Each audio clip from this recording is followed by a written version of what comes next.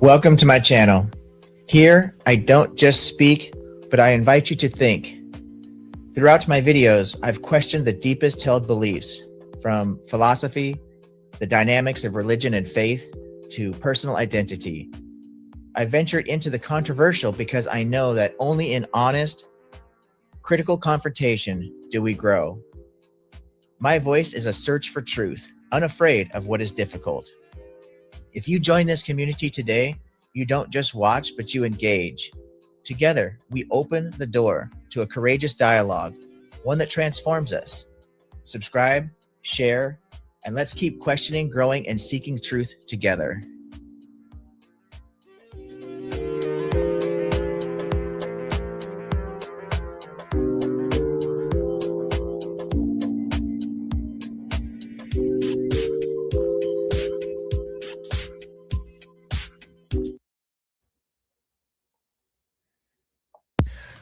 Well, hello, everybody. Welcome to the show. So nice to have you here. Just doing a little bit of a housekeeping, kind of getting myself ready. Take this off. Dr. Carrier is with us. He's in the backstage. I've got Dr. Perez is on the way as far as I know, but hasn't arrived yet. So I'll see what the confusion is there. Dr. Carrier and I might just carry on the show by ourselves. We'll see. I'm sure we have a lot to talk about. As you know, excuse me, I'm still dealing with this, some kind of congestion issue. So you'll have to bear with me. I do apologize. I think Dr. Carrier mentioned he's also got some allergies he's dealing with. Do the best we can to, keep it smooth here today. At any rate, as all of you who know who watch my channel, I am a very big fan of this guest I'm having on here today, Dr. Richard Carrier. I've cited his work in several debates that I've done regarding my views on objective morality. I've also referenced his work in informal debates or discussions I've had with Christians regarding the book of Daniel in particular and the historical errors there. I've been a fan of Dr. Carrier's looking at his position of mythicism, which he's probably most famous for, I suppose. And I'm really, really glad to see that the mythicist position is actually being taken a lot more seriously. Scholarship is kind of, I think, starting to catch up to this view. I think those arguments are so solid. So I'm not necessarily a mythicist or historicist because I just don't see it being even really that important because I just don't take these religious claims seriously. So if there's no supernatural element to the Jesus story, then it just doesn't really mean that much to me. We can look at the Bible as a work of literature. And if you just look at it as a work of literature, it could be really a great book, actually. I think the book of Proverbs is one of my favorite books of all literature I've read. It's really beautiful poetry. I actually like the book of Daniel, if you take it for what it is, as a piece of literature. And especially if you take it in the context with the Maccabean revolt and use this kind of like, a propaganda piece and you look into the actual history of it and stuff. But even if you just take the stories as what they are, like you've got the Shadrach, Meshach, and Abednego and the fiery furnace, and you've got Daniel in the lion's den, and there's just so much going on in that narration. So if you take the Bible for what it is, you can appreciate it and enjoy it. But if you're taking this stuff seriously from a scholarly viewpoint, I think the mythicist position needs to be seriously considered and seriously looked at, because when you actually look at the evidence we have for the historical Jesus, it's very thin. So anyway, as you all know, Dr. Carrier, by his work, I'm going to bring him up on stage, let him introduce himself, and then we're going to get into today's topic, which is talking about AI and morality. So really looking forward to getting into that. Dr. Carrier, it's such an honor for me to be able to share the stage with you. Like I said, I'm not trying to embarrass you. I'm sorry, but I'm just such a big fan. So I just really appreciate any time you're willing to stop by the channel. Thank you so much. Yeah. Glad to be here. And this is definitely an interesting topic. So I think, until Dr. Perez shows up, what I had in mind was to talk about what it even is that we're talking about, right? So I don't know did you have an opening question or did you want me to just go into like, what do we even mean by AI in this conversation?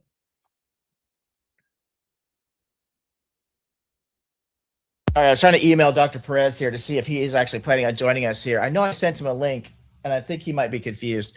So I think it probably would be a good idea to separate the AI from, like, as you mentioned, when we're talking about AI and its uses versus what the everyday person is thinking with the LLM and how it gets used and the massive amount of waste in energy and resources that everyday AI is being used for. But let's help the audience by parsing that out. And then I'd also like you to take some time. Oh, I think this is Dr. Perez here. Here we go. Excellent. Okay. So, Hey, Dr. hey. Perez, so good to see you, brother. I'm so Yes, glad I I was just trying to email you, and yeah, you figured it out on your own. Good stuff. Okay, I so was waiting. before we get into what Dr. Carey, before you answer that, let me let Dr. Perez introduce himself to the audience, and then Dr. Perez, you'll kind of catch up to the conversation as we go along here, okay? But feel free, Dr. Perez, tell people who you are and what you're about and where they can find you. I've got your guys' links in the description, of course.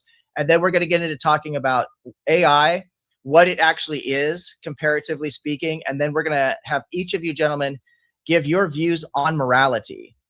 I know Dr. Carey's position fairly well because I've studied it, but I haven't really heard your position laid out. So we'll come to kind of an understanding of where we're each coming from with the topic of morality itself. And then what we're going to do is we're going to map that on to AI. So Dr. Perez, do you want to just introduce yourself to the audience? Sure. First of all, Leroy, thanks a lot for having me here. I'm very glad to have the second opportunity to talk to Richard Carey. He was in my channel. You were in my channel, so it was a big pleasure.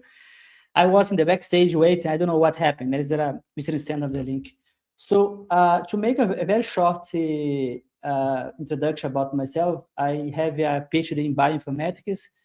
I have almost 2 decades working with artificial intelligence.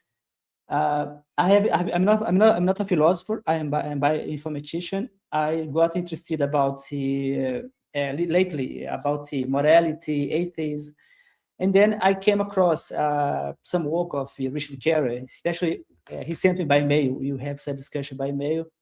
Then he sent me this case that this debate that he had with Christopher DiCarlo. I think it was 2019, and I got interested because we start to exchange some email. So that's how I got interested in this topic of AI in morality. But the topic of morality by itself is very old in my life. I do have some lives in which I talk with people from bioinformatics. It's a very old problem, as I talked with Dr. Carol by email. If a medical doctor make a mistake, who's supposed to be blamed? The algorithm, or the medical doctor? So that I hope that we can expand this discussion here. So thanks a lot again for having me here, Leroy, for organizing the event. Oh, it's such an honor to have you here, brother. I really, I was so grateful that you reached out to me to allow me to kind of share my own views on morality from a secular viewpoint. I think it's an important conversation to have, like you and I discussed on your channel, and it was a pleasure to be there because the atheists are just vilified, out there, but by not having access, quote unquote, to morality and all this nonsense that the theists are throwing at us. And we all have access to morality because we all have empathy, right? The normative, in the normative sense. There are, of course, some psychopaths that don't have access to this kind of thing. But for the normal everyday person, we have empathy. We have the ability to use reason, right, to understand goals and what it takes to achieve these goals. We're a social species. That's how we evolved. So we actually have a motivation and a logical reason, both to try and attain this goal of cooperation and work together. Once we understand this goal, then we have true facts that lead us to this goal. And it was such an honor to be able to come and speak to you about my views on morality. And I think what I'd like to do, and I was just getting ready to jump into this right before you joined, and I apologize for any confusion. I'm glad you figured out the link because I'm really glad to have you here.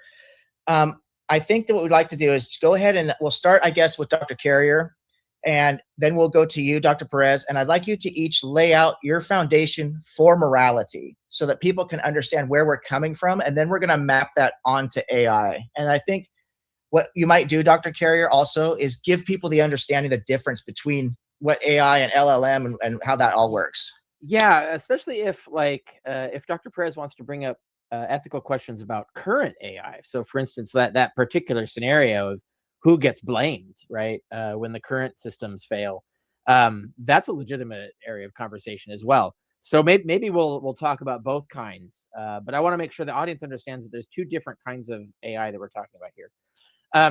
Artificial intelligence actually has been around, like actual working AI has been around for like 20, 30 years, right?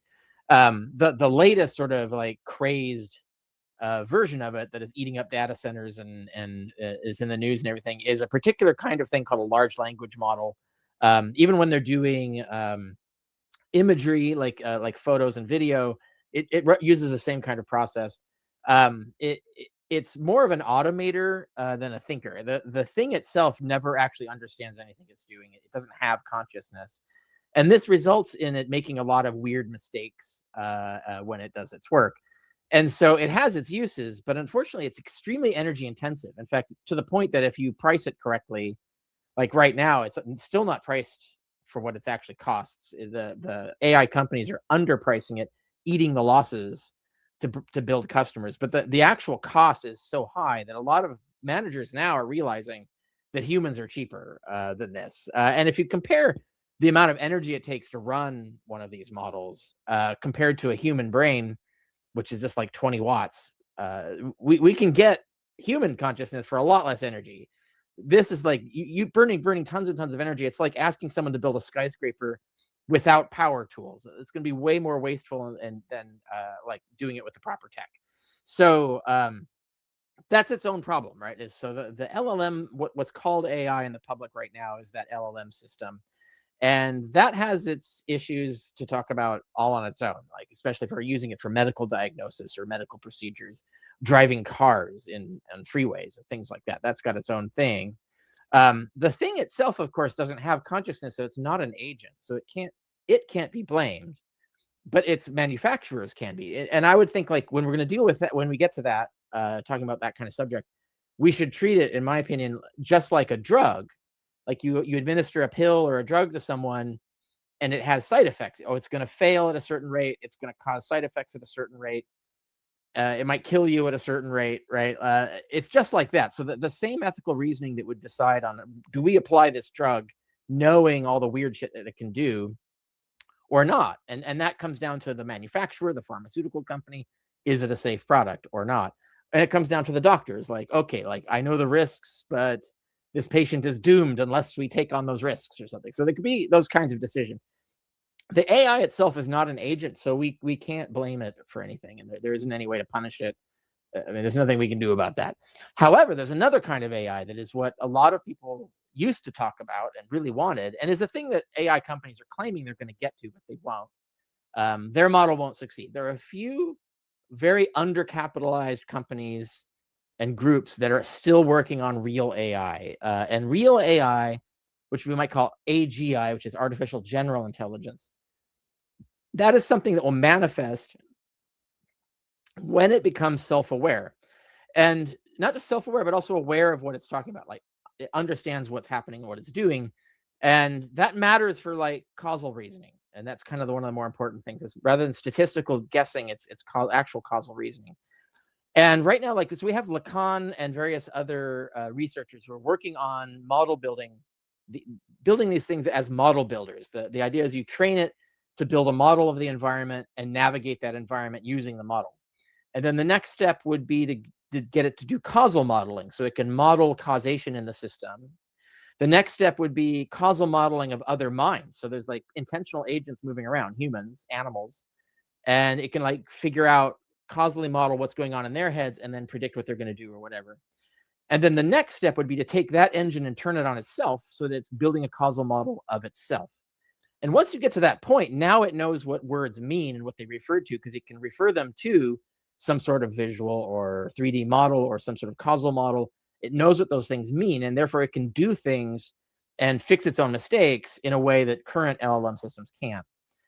Now, here's the thing is that, in my opinion, once you're there, once you've gotten to that point, you have a person, right? Like even more than an animal, you've got a personal consciousness. In between, on the way there, we're going to build animal consciousnesses first. So I think like Waymo versus Tesla, the Waymo effort to build auto-driving cars is to have the cars model their environment and figure out how to navigate the environment using the model. That's much closer to what an animal mind does. And so I think Waymo is close to, if they haven't already gotten there, building synthetic animal minds. And if they get to the point, or someone else gets to the point of building a self-conscious one of these, then it's going to be even more intelligent and aware than like an ape, for example. You have a person, so that creates moral obligations of how you treat it, and also like how you interact with it and what you expect from it and what it is entitled to expect from you as well. And so I think like human rights apply to this once you get to that point. That'll become relevant later when we talk about how to build these things ethically.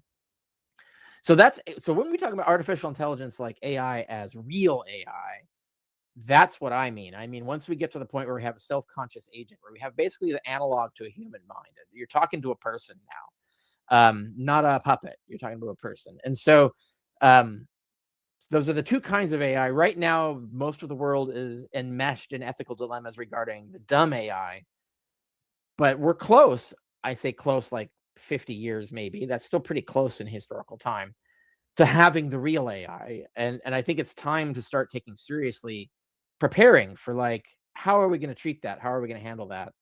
And then what can we do with it? Which is that's a conversation Dr. Perez and I have been having in terms of, can it be an ally and help to us in actually perfecting our moral understanding, our own morals, essentially, rather than just programming it with our morals?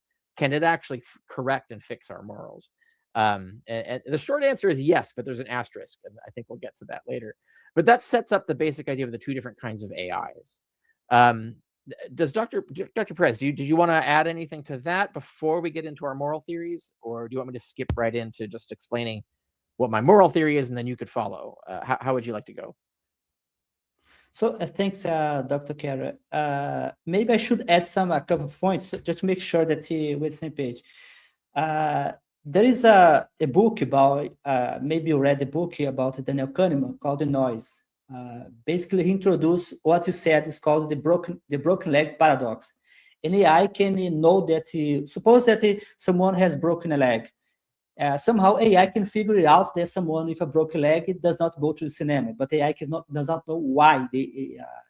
Somehow they know the correlation. People with a broken leg go to the hospital. Somehow, by correlation, they know that general people does not go to cinema, so they can cancel your cinema. So it's called sometimes the broken leg paradox. Regarding the medical doctor who's supposed to blame, I'm just going to add, I do not want to take out the focus of the conversation, but that's a big question. For example, one solution is that you have procedure. You decide a medical doctor cannot be blamed. Why you have protocol in medicine? You have protocol in medicine because the medical doctor does not want to be blamed by a bad decision. So he followed the protocol. Like Dr. House. Dr. House go nuts all the time. So he always sued. He always have a very high insurance because Dr. House do not follow the protocol. He always doing his med stuff. So I could follow the same. Maybe I have some stuff here, but I'm going to let you go on because I'm afraid I may somehow spread the conversation. I will let you talk. Then if I have some, maybe I just said about the Rich Dawkins. You said about the machine is not self-conscious. I was in a debate between Rich Dawkins and Sam Harris. And Dawkins was explained that he's writing a book now, a new book. And he asked the AI to read his book, his draft. He said that he was very surprised that the AI could understand the plot. So according to Dawkins, according to him, he said, to me, this machine is alive. So the so-called the Turing test, that the movie Ex Machina, I don't know if you saw the movie Ex Machina. Somehow I think it may be very hard. I agree with Dawkins. It may be very hard for you to know that you are not talking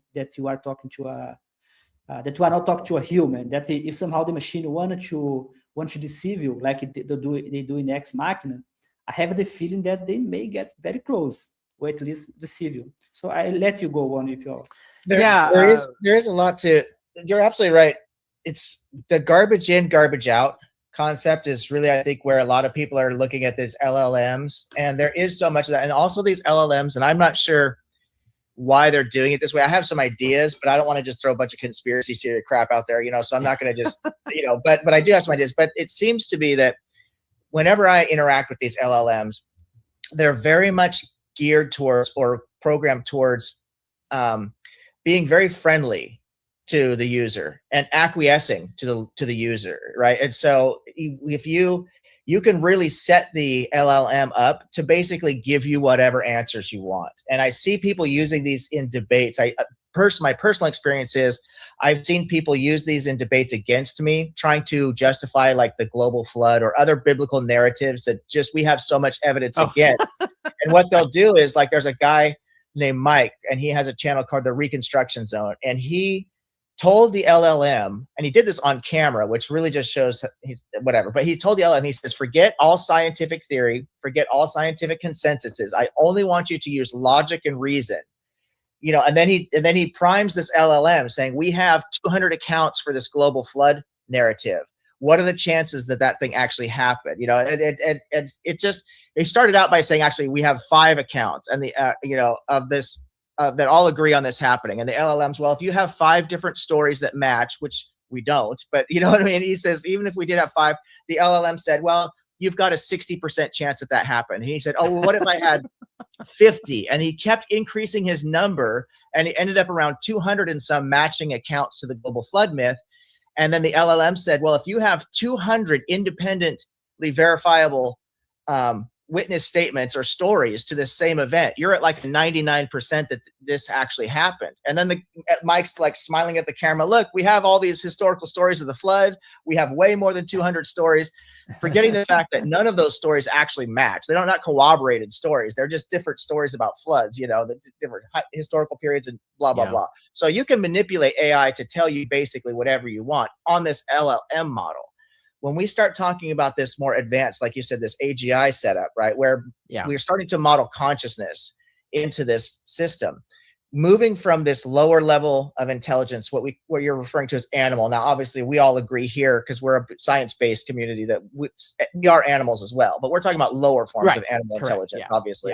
Good distinction. Yeah. When I have debates with people about veganism, right? Because we don't make a social contract with the animals. That doesn't mean that we want to mistreat animals, but we make a social contract with ourselves as other human beings. And so our consideration of the animals has to be relative to unnecessary harm, promoting unnecessary violence, you know, just overall sympathy for something that's weaker than you, you know, ecosystems, keeping the planet in mind and actually balance of the ecosystem. So we can approach the animal relationship that we have with animals from a number of different ways, but it's not because we're in a social contract with the tigers. The tigers are going to eat you every time you go out in the jungle, right? He doesn't give a shit about your social contract.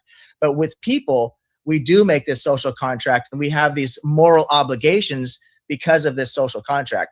So as this artificial intelligence starts to grow through these phases of consciousness, at this lowest phase, it won't be able to engage in this social contract. But at some point, once it can, in fact, engage in this social contract that we would say is at a human level, we absolutely owe it every single consideration that any other moral agent would be owed to that. It needs its freedom and well-being, for example, as an agent, right?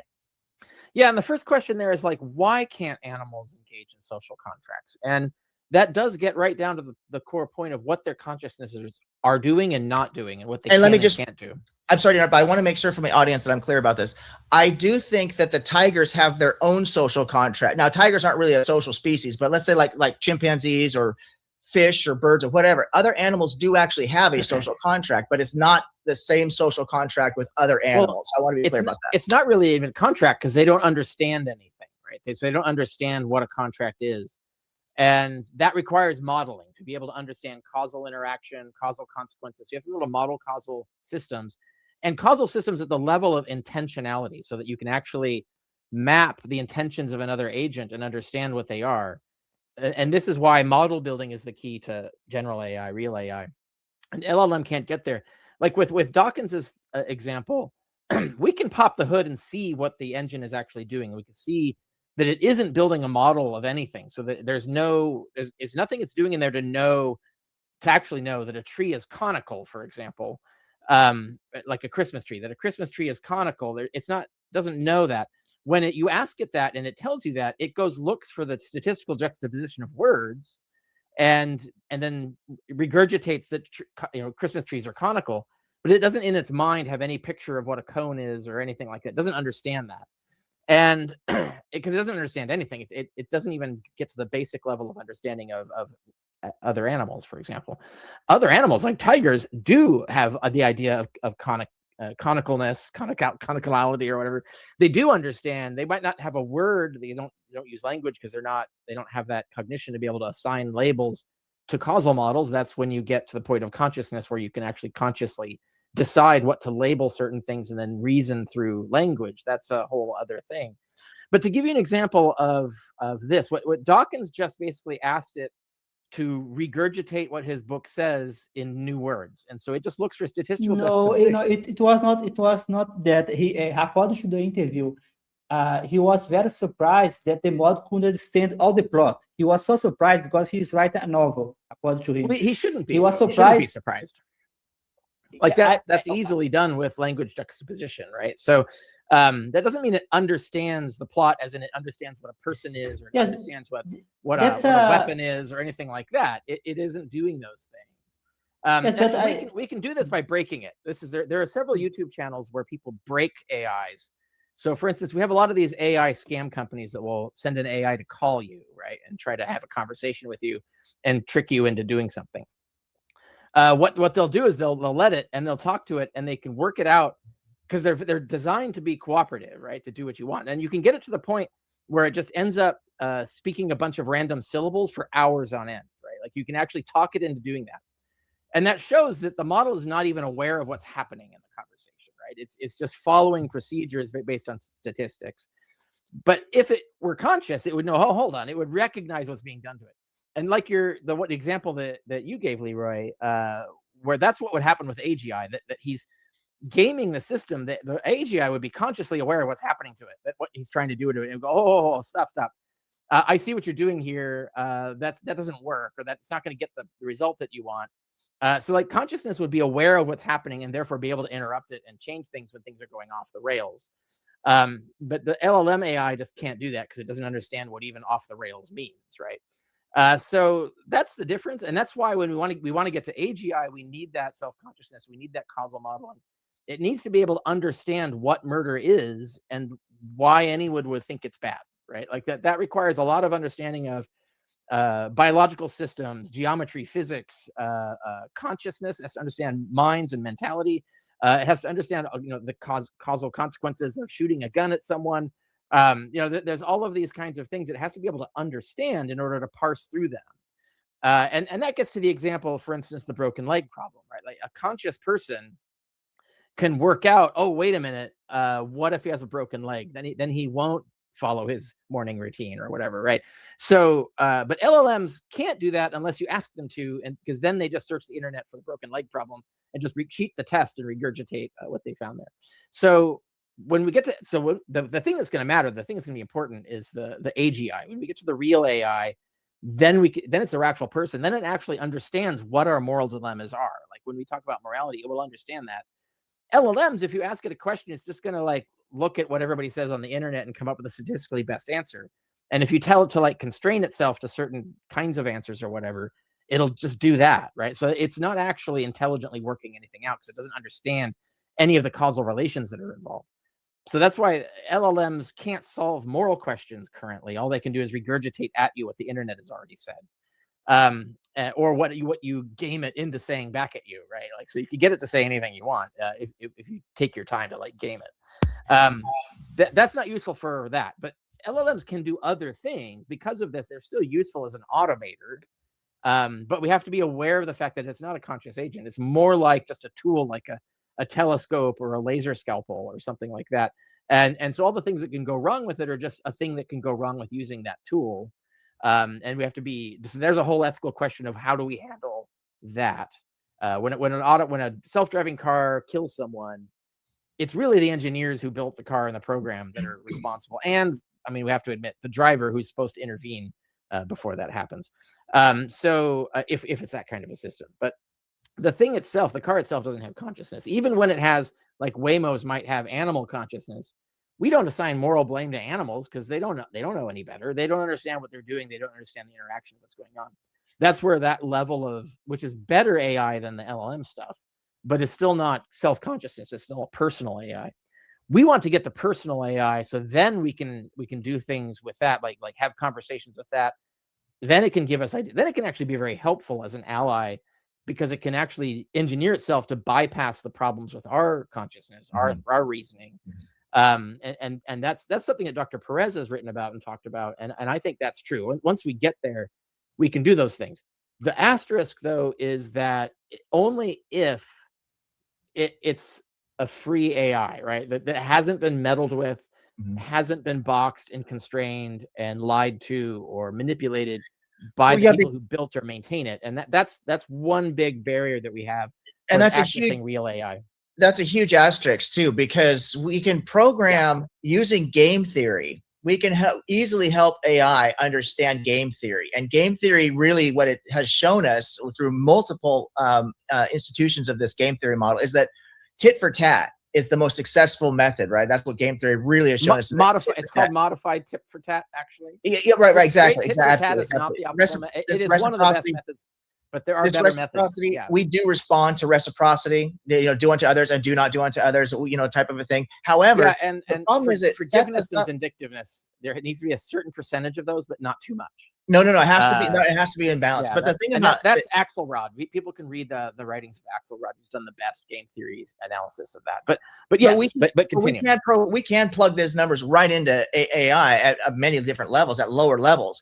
The problem is if AI could easily misunderstand this, just like we've seen historically, like we had the Axis versus the Allies, right? You had a group that was cooperating with each other. Unfortunately, they wanted to destroy the world or take over, destroy other groups. And so we need AI to be able to expand this to a global concept, understanding that it's not just cooperation or game theory within this particular scope, but it's got to be able to understand the entire, and the ecosystem is a huge part of that. How does humanity fit into the overall ecosystem, even to AI's own detriment? If AI were drawing too much power, too many resources, AI would need to be able to self-modulate that and self-regulate. Say, look, I'm taking up an undue amount of resources from the ecosystem, for example.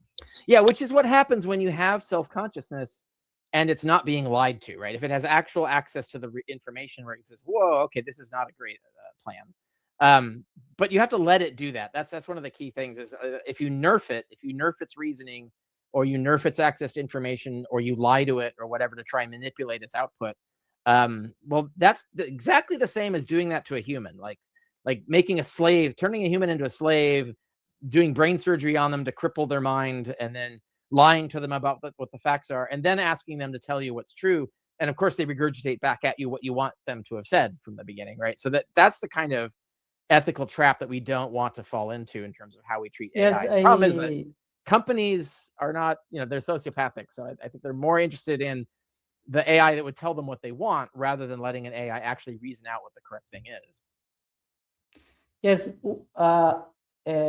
I mean, I have several points here that I don't know. I will not bring all of them because we are in clock.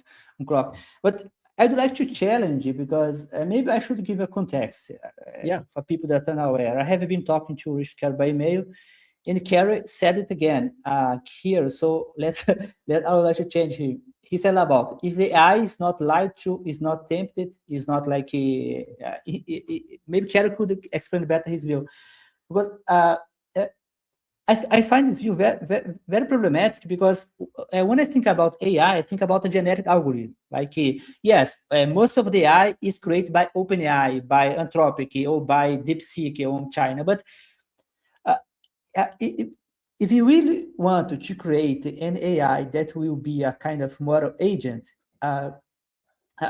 we can create a system that is precise for that. For example, let me give the example of Leeroy. Leeroy gave this example of this person that was cornered the AI. They said, like, what about this number of people? What about the number of people? So AI in the end agree with him.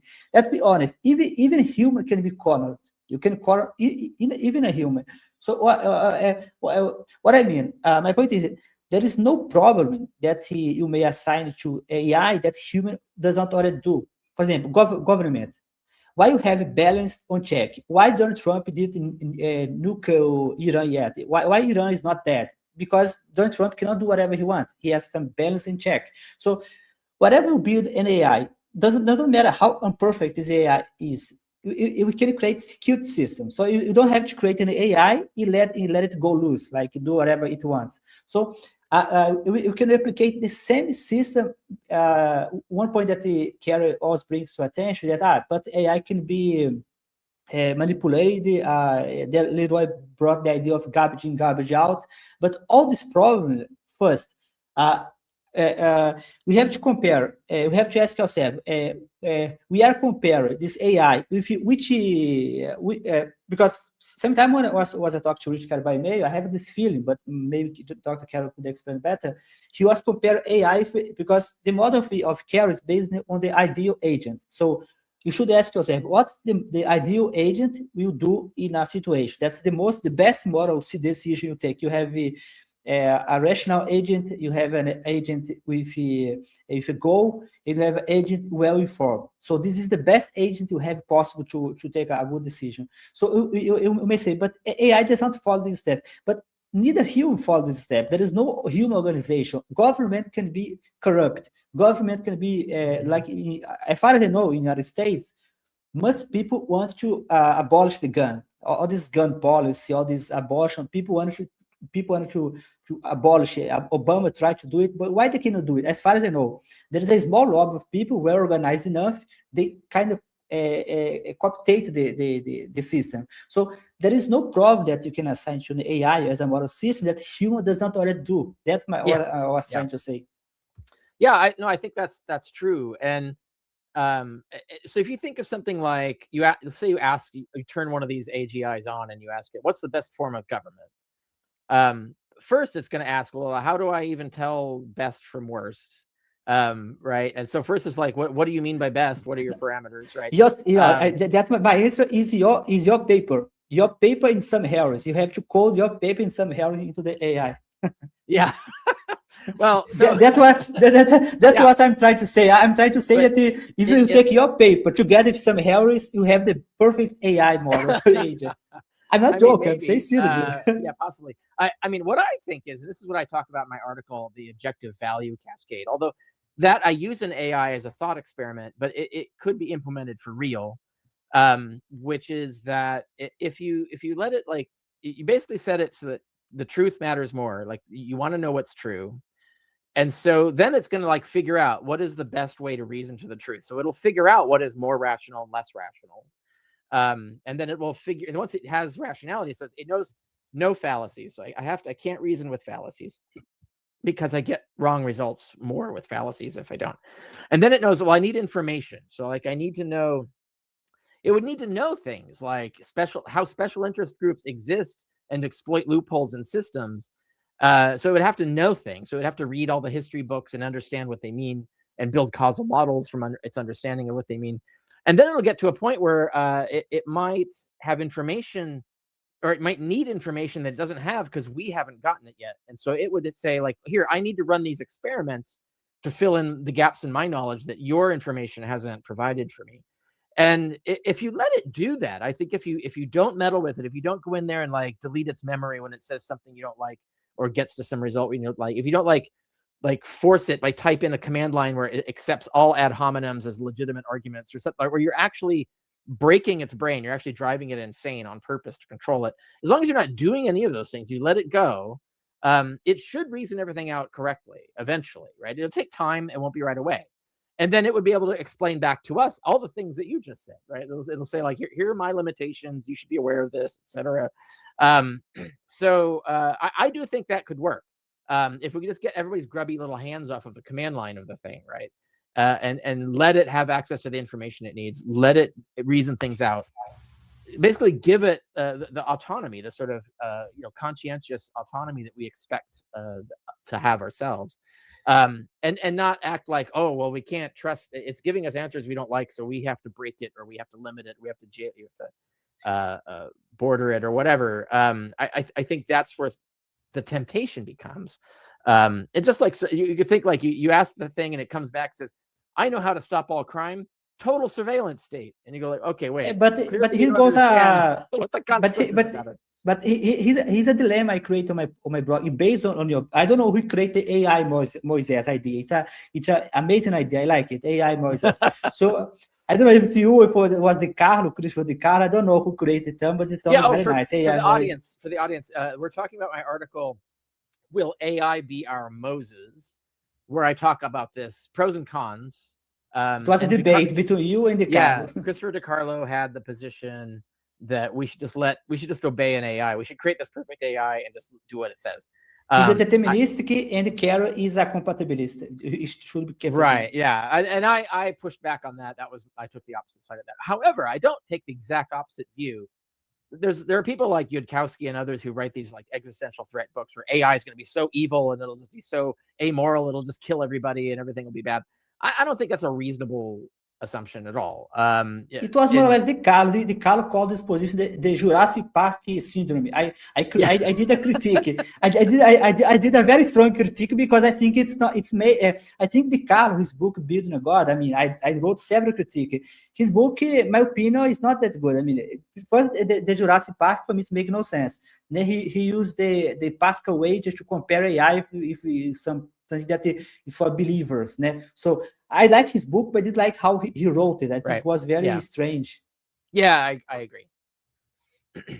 Do we, just for context, for the audience's sake, let's really quickly, each of you take a minute and actually frame your moral position so that they can understand when we're talking where we're even coming from with our moral concepts as to how we can map this then onto AI. So Dr. Carey, you've written work on this. In fact, we're citing a little bit right now in this conversation, but I don't know if the audience is going to be necessarily familiar with it, although I have spoken about it on other videos myself. But why don't you take a minute, help people to understand where you're coming from with morality in general, and then Dr. Perez, you follow that up with your model as well, and then we could continue on with the AI part. Yeah, I think the audience needs to understand there's two levels of this. First is meta ethics, and the rest is ethics. And meta ethics is the question of what it is we're even looking for. When we say, are there morally true facts? What does that sentence even mean? What are we looking for essentially? And can it be found? So that's where you have all these different theories of, well, there are no moral facts. There's nothing to find. Or it's emotivism. It's how you feel or whatever. Or God, whatever God says, that's what we should do. Like these are all different meta ethical theories.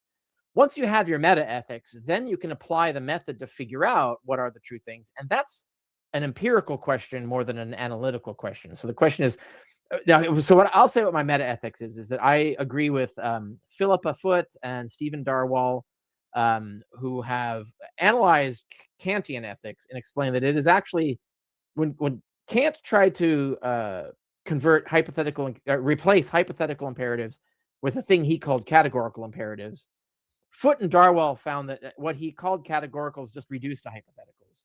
And so I have to explain to the audience what this means. So a hypothetical imperative is, you keep hearing the thing that Hume said, you can't get an ought from an is. Hume did not say that. That's a complete erroneous description of what he said. And Hume himself derived an ought from an is. His whole moral theory is doing that. What he said was that no one had done that. He says religionists just tell you what's moral, but they don't explain how they derive their ought from an is. And what he's saying is this is the thing you have to solve. If you want to say an ought statement is true, you do have to figure out how do you connect an ought to an is. What is that? And we already know that there's a whole classification of propositions that this happens routinely. It's not a mystery. And they're called hypothetical imperatives. So if you have a doctor, if you have a surgeon who wants to save the life of their patient, they ought to sterilize their instruments. That's an empirically provable statement because you can prove what the doctor wants and you can prove what will physically achieve that. Now, these things require empirical study. You've got to actually study doctors and their minds and what their desires are. And you have to study the physics and biology of instruments and sterilization and all of that. So you need facts to figure out how to prove or disprove an ought statement. We do that all the time in science. So it's like engineering. What do you have to do? What ought you do to make a bridge not collapse, right? When you're building a bridge, what ought you do to get the best yield from your cornfield, right? So like all of this is just standard and known empirically provable ought propositions, imperative propositions. There's really shouldn't be anything controversial about this. And there wasn't. Kant was well aware that hypothetical imperatives were a normal empirically provable proposition. There's no controversy about that.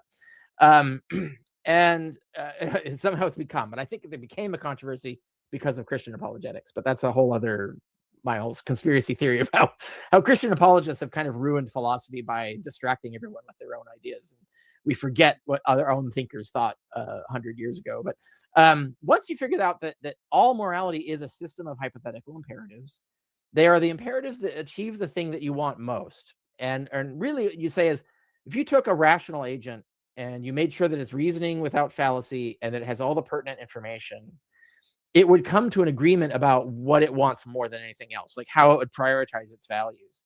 And that then entails a certain set of propositions, imperative, hypothetical imperatives that are true and would override all others. And so that's my meta ethics. I didn't invent it. I just articulated it and expanded it from previous philosophers like Foote and Darwall and others. And really, it's an extension of what Kant did. And I think what happens is when you do this is that you can actually unify all the theories. So like utilitarianism and Kantianism are actually just two sides of the same system. They're just looking at different consequences. Kant focused on the internal consequences, the effects upon you and your own life satisfaction and your satisfaction about yourself. Self-respect, right? Kant said like your actions have effects on your mind and how you feel about yourself. And those are the primary things to think about. Utilitarians say it's the effect on other people. Well, really, both are true. You need to calculate all of the consequences and put this in. So you can unify both teleological and deontological ethics. They fold together. And virtue ethics also folds into that, because virtues, developing, cultivating virtues, just as Aristotle said, is the best way to reliably act in a way that will maximize your top beliefs, the things that you want most.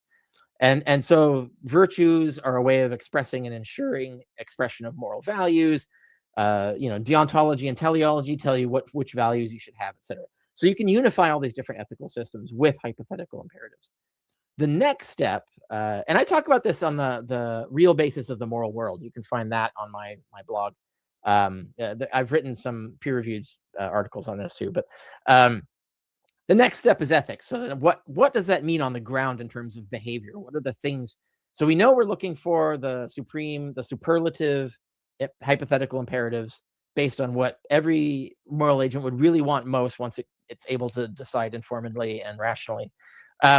Aristotle got it right. It's kind of like eudaimonia, which gets mistranslated as happiness. That's not exactly the right word. It means more like what we call satisfaction, contentment, fulfillment, more than like happiness or joy. Happiness and joy can be a component of it, but it's actually something more fundamental than that. But and there's a lot of psychology. There's a lot of moral psychology, actual empirical science that backs this already. So we're already there scientifically. Then the question is like, which behaviors lead to the best chances of those good outcomes or lead to worse chances of those outcomes? And that's an empirical question. You have to go in and figure it out. And there's some science on that too. So we know some things like the tit for tat with mods, modified tit for tat is a good example. And you can realize that in terms of honesty. Like honesty with an asterisk is the best mode because it has the highest probability of success and the lowest risk in all game theoretic scenarios. And you do the same with compassion and reasonableness and other virtues like that. So you can work it downstream. And I have an article on that, which is your own moral values, some things to consider. That's an article I have on how does this come out in terms of what your set of morals should be. And they're generally going to be principles rather than commandments, right? So it's not thou shalt not steal. It's more like a principle of why is it that you shouldn't steal, right? It's the more like respect for property. Why is that important? And when does it when does it stop being important, right? Like when is it ethical to steal, which is a legitimate question. So there's higher principles that need to be applied. And that's where Aristotle's virtue system made more sense. So we could get into the weeds of what the particulars are, and those could be disproved with new science and things like that. And so I have thoughts about that as well. So that's the basics of my moral system, of what I think is correct. And I do base it all on science, so I could footnote everything I just said with a ton of empirical science backing it. And I think that's what we should try to do. And I think that's what an AI, an AGI, a real AI would do if we asked it, what is the best way to be? What is the best way to behave? It would do the same. I think it would come to a similar conclusion. So anyway, that's my thinking on that. No, I think, and I've leaned heavily on these arguments, specifically drawing from your work, and to me it resonates, and I do get a lot of pushback from the skeptic community in particular. I just feel like there's a lot of misunderstanding, especially when it comes to, you mentioned Hume. I've done, I think now at this point, maybe 3 formal debates against a fellow atheist or agnostic, specifically regarding objective versus subjective morality. And every single debate, you know exactly what gets brought up. Oh, you can't get your odds from it is, every single time. Yeah, so but I want to be fair and point out that there's also like a lot of people are ex-religious, right? So they were burned by the abusiveness and the lies and everything of religion, and the manipulation and exploitation of religious views.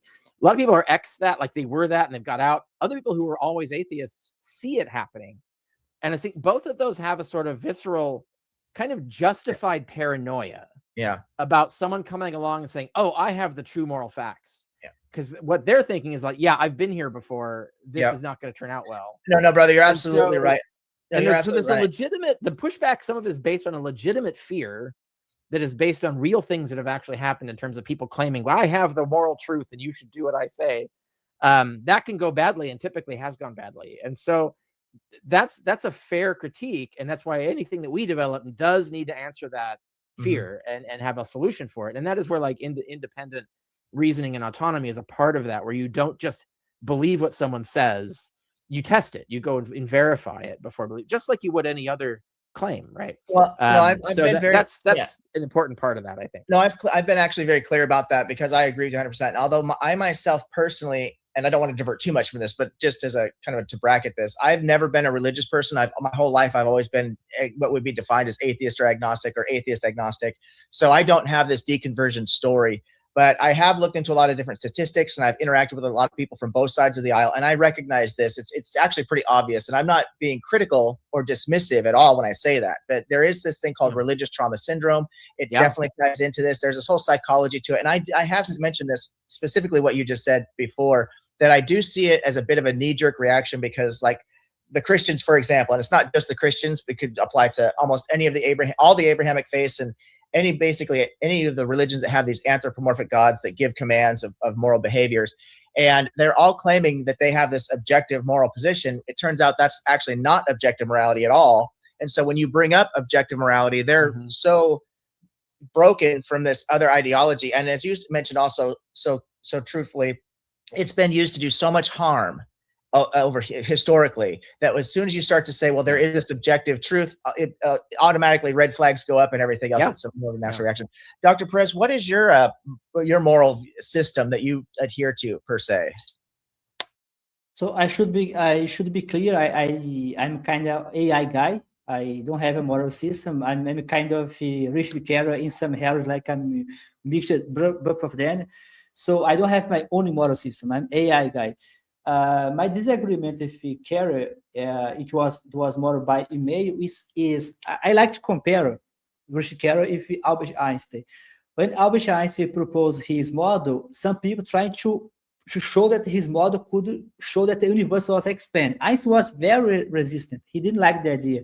Much years later, he finally accepted.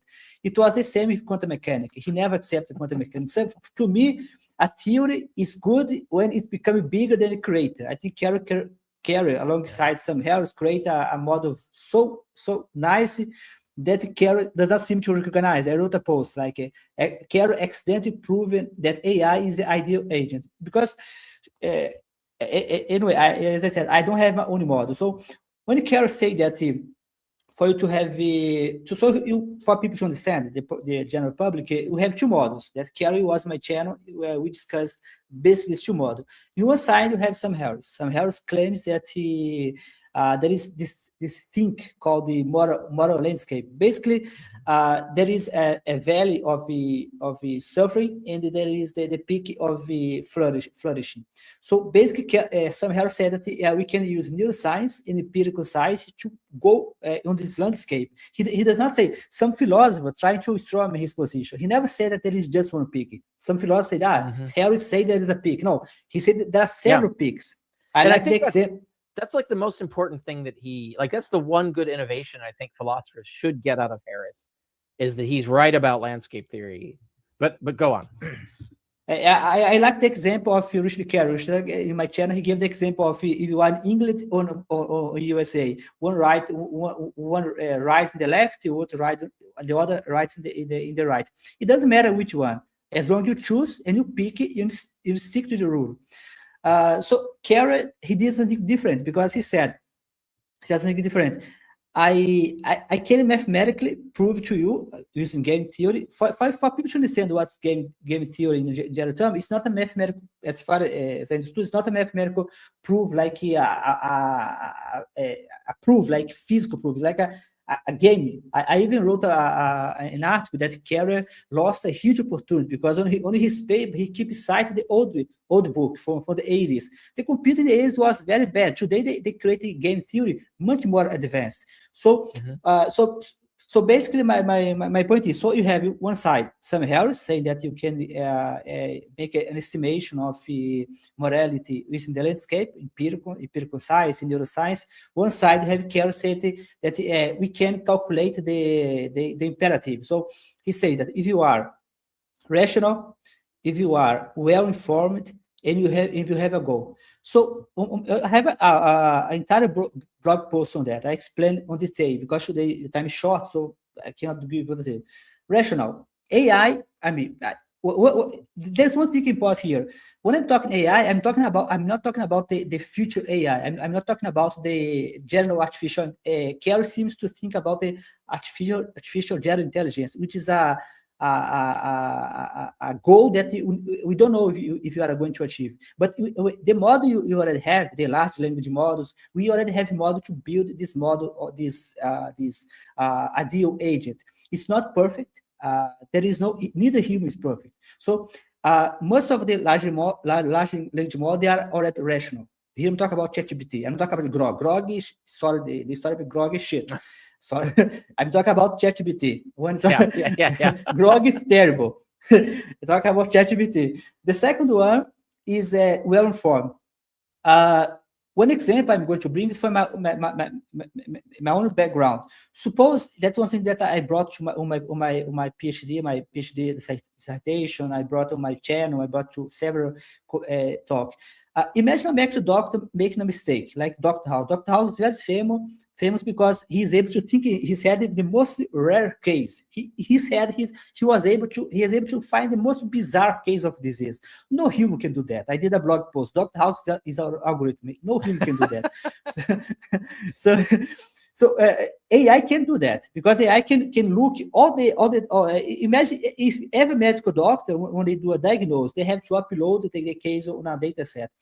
On real time, AI can look in this very fast what the case. So the most well-informed agent that we have is AI. I mean, I'm not talking about general artificial intelligence. I'm talking about the current large language model. I know what you mean. Yeah. And I should have it clear because I don't think people about AI, people think that I'm talking about the artificial general intelligence. No, I'm talking about this model now. You already have the tool. And the third one is the very famous case. People say AI does not have a goal. AI cannot have a goal. But AI can be given a goal. Recently, I have on my channel David Wingate I think it's from Utah. We were discussing if AI should talk about religion. So AI currently AI does not talk about religion. Their group is called Self AI. They are a little bit, let's say, angry because they think AI should introduce religion to people randomly. So as I explained to him, using the model of Sam Harris and the model of Richard Carrier, if you consider that the goal of human is flourishing, whenever you introduce religion, you may introduce a trauma to the person. So you can give the AI the goal. The goal does not have to be direct. You don't have to tell the AI, don't talk about religion. You can tell the AI, your goal is to achieve the best possible to the person. Do not cause harm. Sometimes the AI will make mistake, like we always do.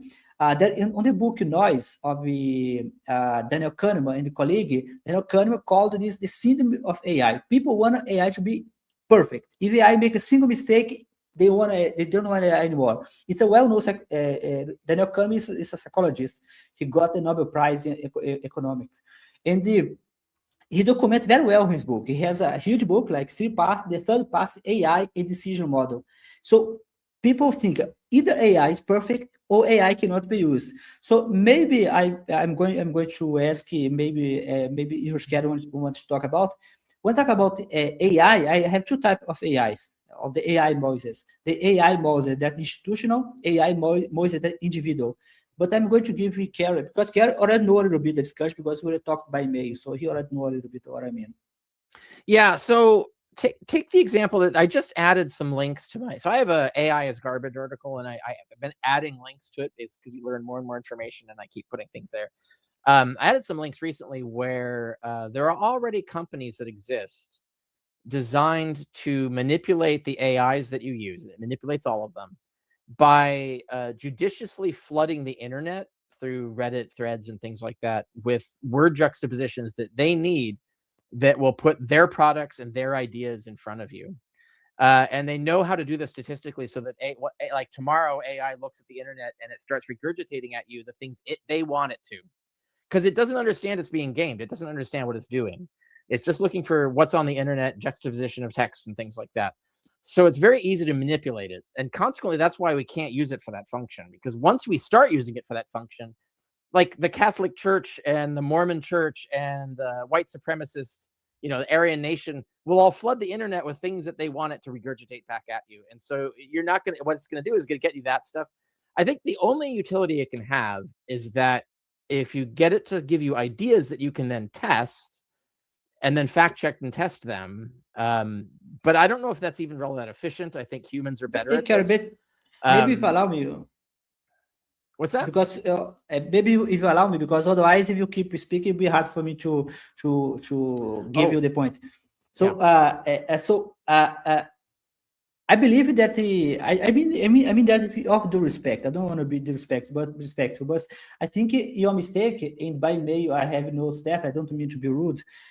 You keep saying that AI is a model, because what AI is an algorithm. Like it's a open. There are even open source model now. Now even China, it seems that Portugal will release open source model of a large language model. So it does not have to be because you said things like that. Let me give you your example. You have an AI. Some companies they have this. They are paid to flood the zone. Like they publish a huge amount of stuff. Let me give you one practical example from my discussion with David Wingate. So they found two results with David Wingate. First, the AI doesn't encourage you. They tell you not to be a Jehovah's Witness. Jehovah's Witness is the worst religion according to AI. But on the other hand, the Catholic Church is the best one. So the AI are asking to be a Catholic. So I wrote a post to explain why it's that happen. Why? According to David Wingate, the solution is to blind the model. So Jehovah's Witness, you can't tell AI. I cannot tell they are bad guys, because AI is most likely looking on the internet and seeing all the bad stuff of Jehovah's Witness. So they want to protect the user. Why the Catholic Church is favored? I wrote an entire article about that. Most likely the media talks good about AI. So I agree on this point. What I'm to say that I agree with Carol. So it's possible even without intention. So the Catholic Church flood the zone because everyone talks good about the Catholic Church. Yeah, they don't even have to do it on purpose. That's a good point. Yes, it does happen. In the case of the Jehovah's Witness, they are paying their bill because so many bad stuff they around. In that point, I agree 100%. On the other hand, there is Grok. They test Grok. Grok was the worst because Grok was defending John Lennox. I tested it. Like John Lennox proved that the fine tune is mathematical proven. John Lennox never proved that. It's a bullshit. So my point is, so let me now make my point. You don't have to suppose that you create an AI, Moses. The goal of the AI should be a moral guidance. Here I'm talking about the institutional AI. Maybe I should explain very fast what I mean by institutional AI, Moses. Institutional, because maybe I should explain very fast what Kara is a compatibilist. He like Daniel Dennett. Christopher DiCarlo and Robert Sapolsky, they are deterministic. So they do not believe in free will. So that's why Christopher DiCarlo proposed the AI Moses, because if you don't have free will, so it's best we are people without free will with atomic bomb. So it's better that you just give your decision to a very smart system.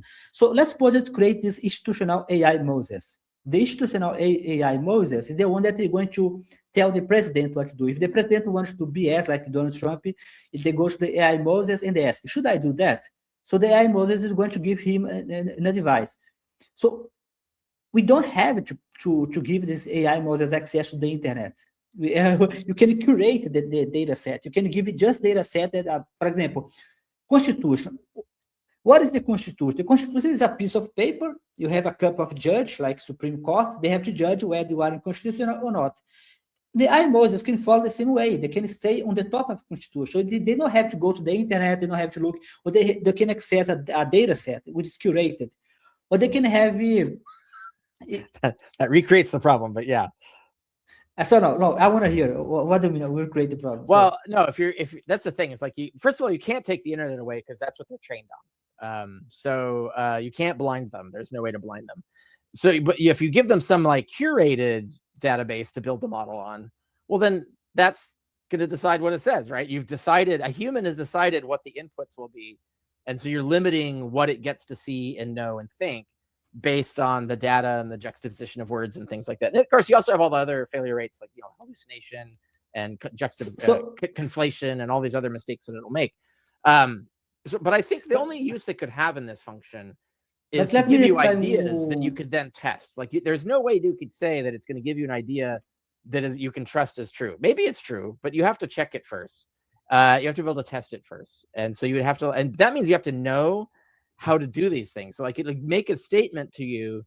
How do you test that statement? So now you have to look for the things that it's leaving out, because that's one of the most important areas of critical thought. So you have to go like, what didn't it take into a consideration? What didn't omissive bias? Omissive bias of the guys. So, yeah. So that's the thing, is like you still have to use your own reasons. So like I think like current AI could be used like on background to spitball ideas that you then confirm yourself. And then once you've confirmed them, actually confirm them, not fake confirm them like most people do. I have an article on doing your own research about the difference between really doing your own research and not. But if you do that, then what you produce would be like, say, a book of here's some moral advice. You wouldn't even need to mention that the AI came up with it. You would just say, here's some ideas. Some of this I might have gotten ideas from AI, but I proved it. Here's the independent evidence that I myself verified. And I myself verified that there is no logical fallacies here, and so on. You would have to be able to do that. I think a big disagreement. I don't know if I was clear enough because let me see if I put in a way that maybe it would be more clear. You seem to compare AI with a perfect system, because you say when I talk about the AI, the Constitution, like I give AI the Constitution. No, I don't think it has to be perfect. I don't think it has to be perfect. Because in my head, I'm compared to human government. Right. Even if it's better than humans, which I have never seen an AI work better than a human who's an expert. I can show you. I can show you papers about bioinformatics in which they prove that the test. Right, because that's you're talking about statistics, right? So it can very rapidly read statistics that a doctor isolated can't do. Yeah, but I still have a disagreement. But then you could go and check that, and you could find out the rate at which it got it wrong versus got it right. So it's still getting things wrong. So you still have to verify that, right? Like so you can say that maybe AI can read a database faster than a doctor can, and therefore it can get the statistics better. That's totally true, but you could build a non-AI system that already does that. Because you could build a coded system that just is a reliable input-output that does that too. I disagree. That's the point. I saw your blog post. I was under the impression, I do not mean to be disrespectful. I don't know. For example, I was reading the paper about the AI Moses. You keep talking as AI is because for people maybe in general to understand, we have two types of algorithms.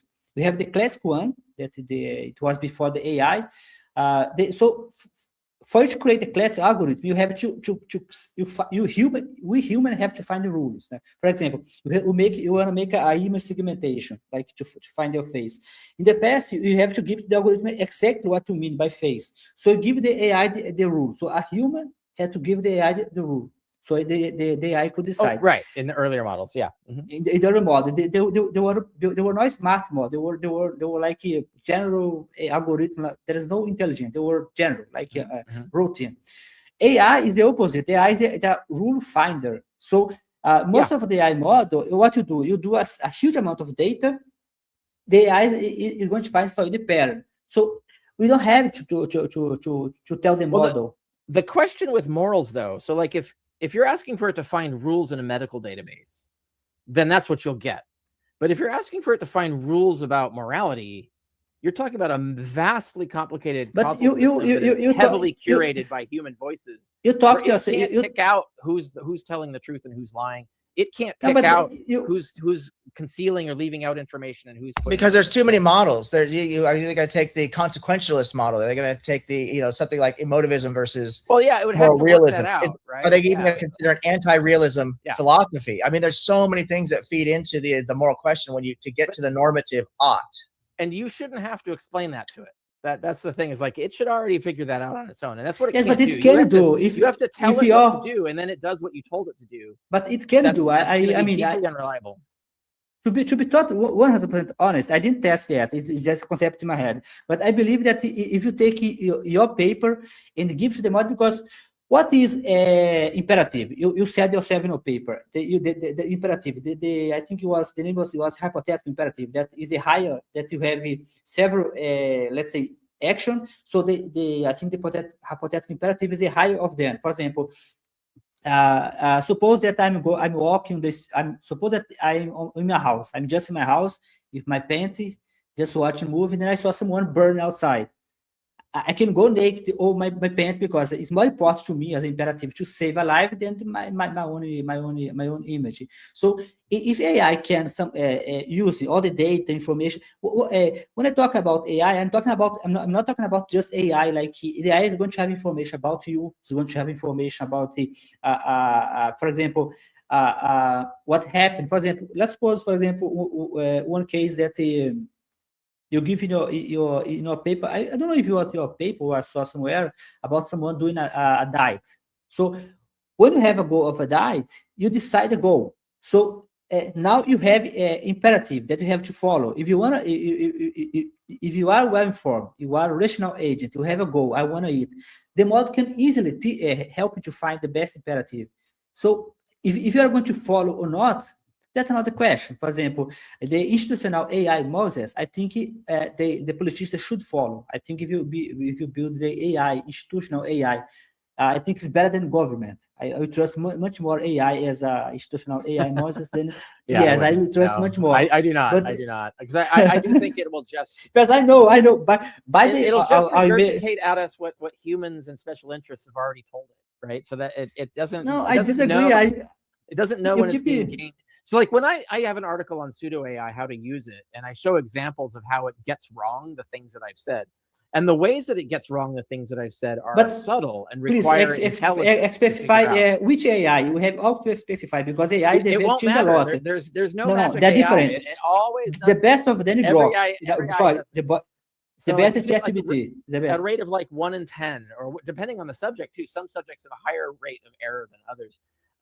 You always have to go double check what it's doing. So I find LLMs too unreliable for this. I would trust some like very intelligent human who actually understands what they're talking about, like Philippa Foot.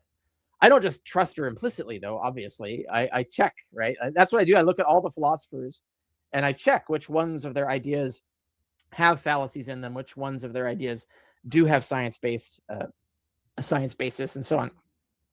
I do that to figure that out.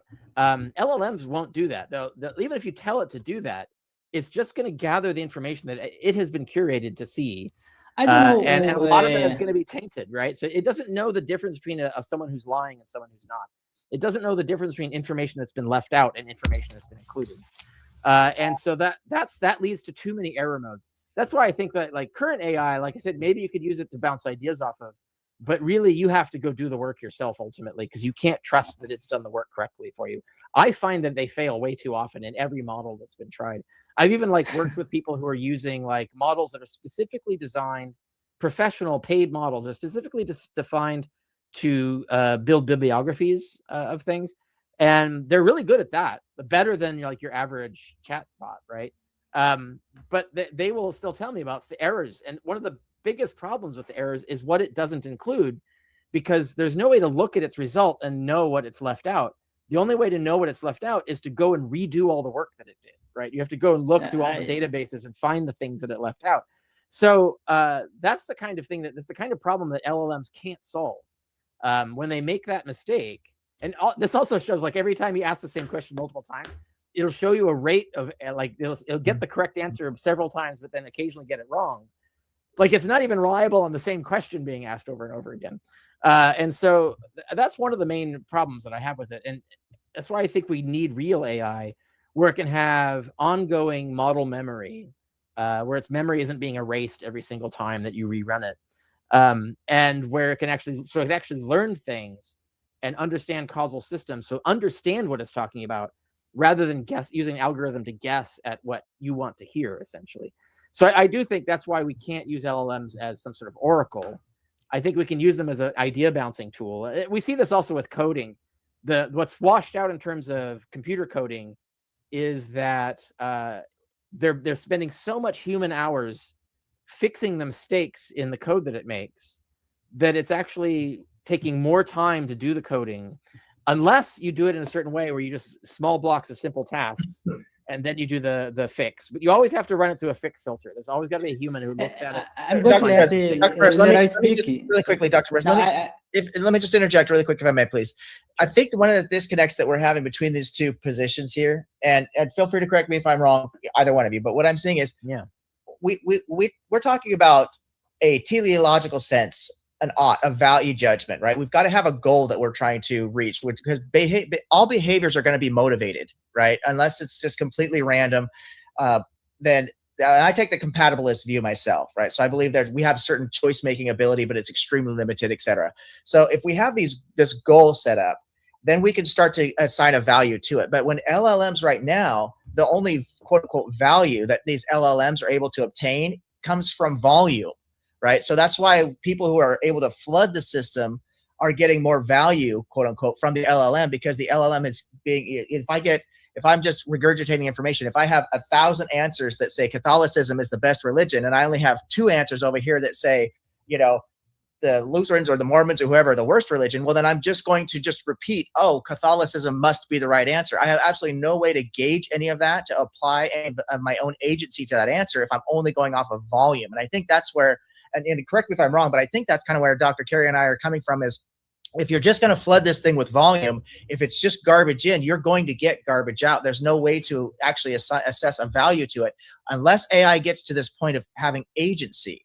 Now, as agents, we actually have a value system that we can assign to behavior and relationships. It's all relational with other human beings. Why ought I not steal from other people? Oh, because it actually reduces my own self-respect, which actually reduces my own eudaimonia. And how do I understand these oughts? Well, I can look at virtues as a great place to start, because it improves my own life.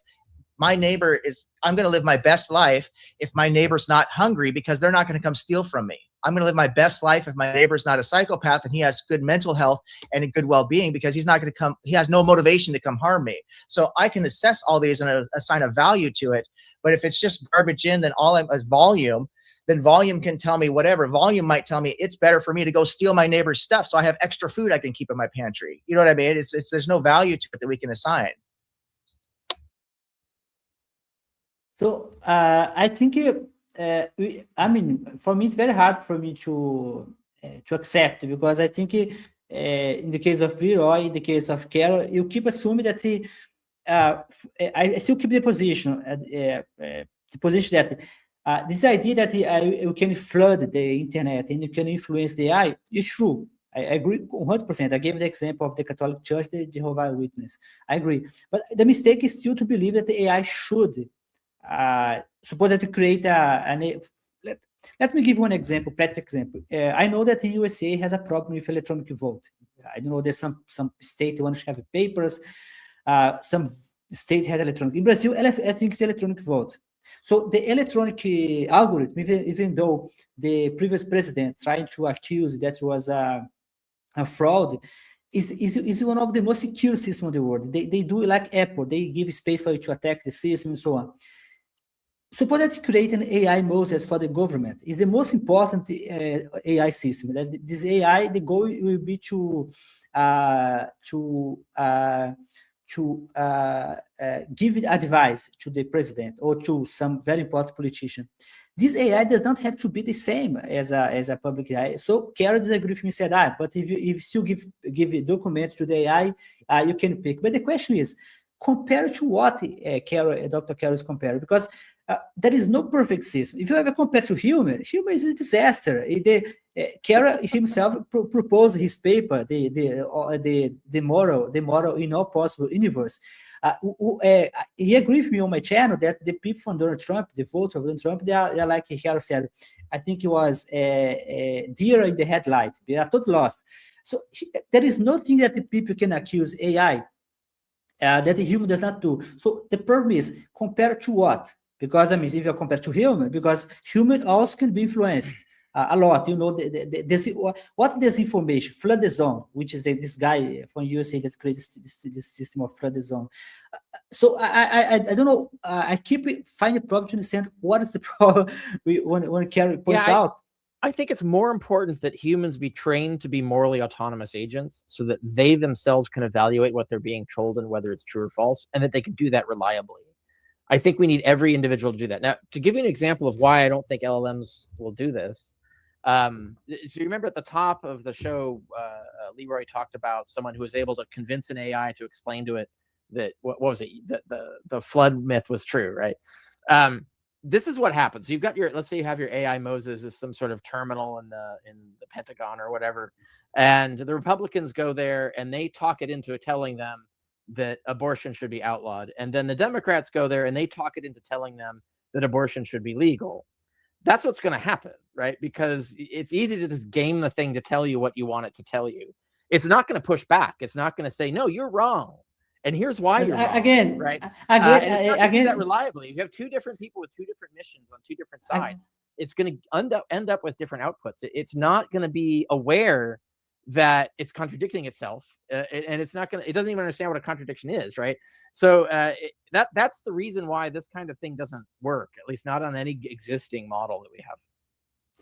Again, you kept assuming that the AI Moses is going to behave the same way as I don't know which model Leeroy used, because it doesn't matter, because we have scientific papers showing that this is how they always act. They always do this. They all do. I use ChatGPT a lot. Design. Like, there's no way to undo this.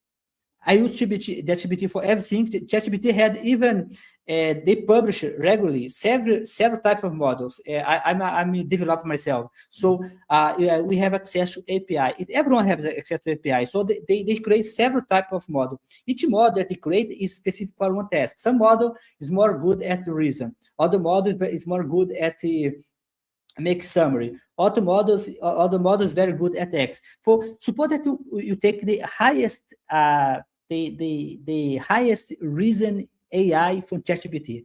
I think OpenAI is the best. Let's suppose you take the best.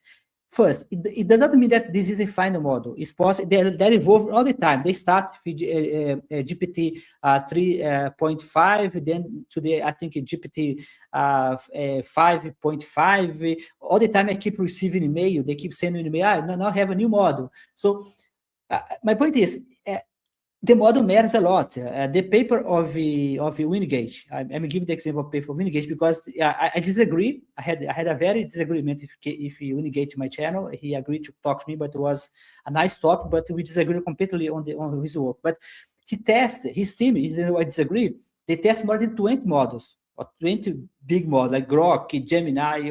The behavior is very different. Grok is the most bizarre one. So when you take other models, you see the behavior is very. Just briefly, that's an example of them nerfing it, right? Like they are actually meddling with it, which is another reason why we can't trust these AIs. No, who programs the AI? No, but again, you are scared of it. But again, you are using as a reference a model built by a private company. What I'm saying that those models, they have several ability. One ability. OpenAI has ability. If you go to the API of OpenAI, they have the standard model, the one that you use. They have the option of fine tuning. You can fine tune the model. You have to pay for the fine tuning. You have to use the model. So you can basically ask the model to do anything, which is worse. No, but so you got that's the point, Donald Trump gets elected and he appoints the new AI programmers and tells them make it say the things we want it to say. Yes, but right. So that's the disagreement. You are assuming. I think you are assuming that my AI Moses will be in the hand of everyone. This AI Moses will be very protected. It will be a team with very select people. I don't trust that. I don't trust that. there's a But you trust- non-zero probability that Do you trust eventually- government? Do you the trust non-zero government? probability that a bad actor will get its hands on it. Do you And trust the any government? non-zero probability becomes 100% as time approaches infinity. So Uh, all do you trust the systems Congress? fail unless you have redundancies that catch that, and then you have to have. But over time, you need more and more redundancies to keep preventing that. So there's no point where you're not going to hit the failure mode.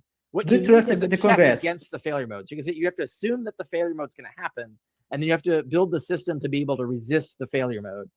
And Yes, the only I way to agree do with that that. is to I make agree people with that. not trust the AI unless if they can't verify what it's For saying. example, So that's the in only a- way this works. So you have to have people be able to independently verify everything the AI is saying. So it can't just say something and then we believe it's true. It No, would give us it- information. It would say, here's how you can prove it. And then we go and we prove it. And I'll go, okay, very good. Because that's the only way that you could trust this. Because it's the only way that when bad actors get a hold of it, that's the only way you know when to stop trusting it.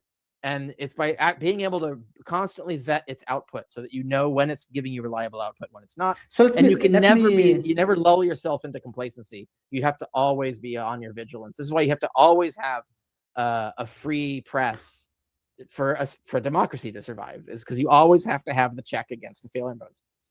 And I think the same thing would have to happen with AI. So it's not like, even as far as you could use the AI, all it could be useful for is to tell you how to prove what it thinks is right. And then if you go and independently prove it, then you don't have to trust the AI because you've proved it independently. So the AI would only be useful if the more times it did that, the more times it checked out. That would make it useful. But it would never be an oracle that you could just trust. That would never happen. And I think we have to have humans and human societies able to constantly vet what the output of an AI is. So I don't think the AI would be useless. I just don't think it would be an oracle. You could never just implicitly trust it. So I have a question, Kerry. Do you trust the congressman, like the Congress? Do you trust the Congress? Congressman or all of Congress? No. You can choose a president. do you trust? So let me do the question straight away. Do you trust anyone, like any organization? Do you trust? Because, for example, you say USA is a democracy. No, I think I see where you're going with this. I do what I just said. Is I always independently verify. Yes, the okay, but reliability of a source. And so I never just implicitly believe someone. That's so and is that is it's a general. It's a general behavior. It's a general behavior. Yeah, Do not trust anything. Okay. So good so far. So first, let me be clear again. I have two types of AI noises that I'm talking about. The institutional one that's supposed to do, because even if you don't trust, even if you don't trust the U.S. congressman, he's taking decision for you. Would you yourself ask you, if you could decide to start a war with Iran, would you start a war with Iran? Me? Like Iran? Yeah, you. Right No. now? No. No. Okay, but they start in your name. They start a war with your name because you are American. So technically, I do not say that you start the war, but they start the war in your name. So it doesn't matter if you trust or not. They are going to take decision for you.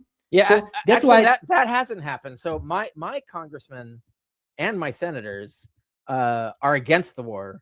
No, they're but my point disempowered. They can't stop it because they're outvoted by the Republicans. So they are voting the way I want them to vote on this. It's just their vote is meaningless because they're out of power. And that's a systemic problem. Like the Moses AI wouldn't solve that problem. But I think really we could come up with some sort of AI system that would oracularly somehow accurately reproduce what John Ossoff, one of my senators, would say, and it would be reliable. It would reliably get what he says 98% of the time or 99% of the time or whatever. But that doesn't tell us that what he's saying is true, and I think maybe 98 to 99% of what he says is true. But you cannot have the only way for me to catch the 1 or 2% that's not is I have to vet it all. I can't. There's no way to a priori know which things he's saying that I shouldn't check and which things I should. So I always have to check everything. Most of the time I've pre-checked everything. So when he says something, I already know because I've already checked that it's true. So I don't have to go check again. And that's again. So you checked for a little bit of time. Then you saw most of the time he's okay. So now I'm going to be like I'm going to trust him. I never do that. No. I always vet what he's saying based on what I already know.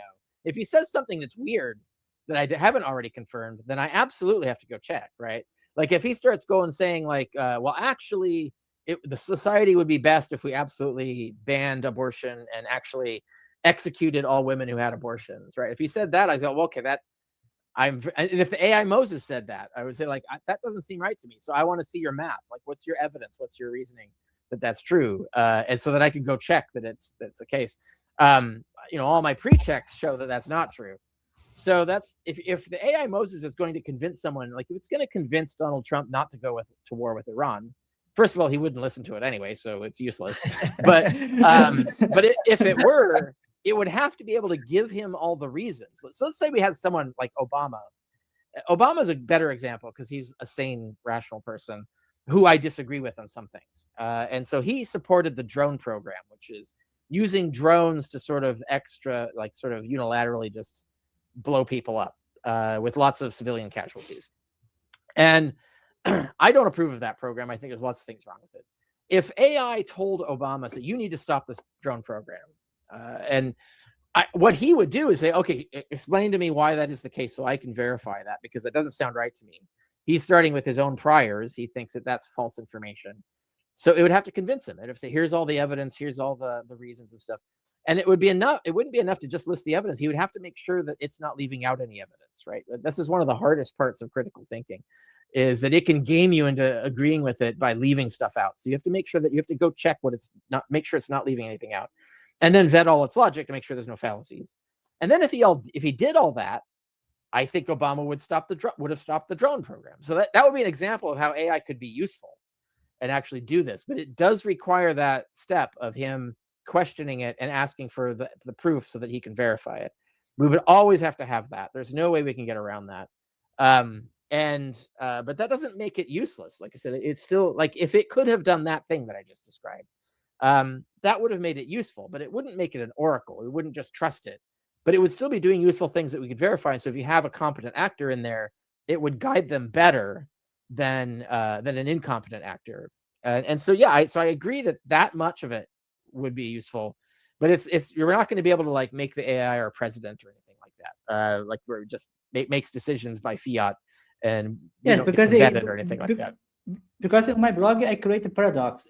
Let's suppose just for a second that you forget all this, your idea that the AI can be captured, the AI can be flooded. Let's suppose for a second. Suppose in a hypothetical case, to be clear, that's not the only problem with it, but that's just one. Let's suppose.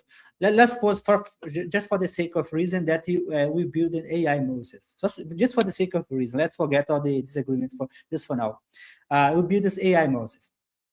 So you have, like, say, three options now. Né? So you can see the case of Trump and Obama. First, the person consult the AI Moses, the president. Here I'm talking about institutional. I'm talking about individual. I'm talking about people taking decisions that can have a consequence to several people, like a president, a congressman. So he can consult the AI and decide to do what the AI asks.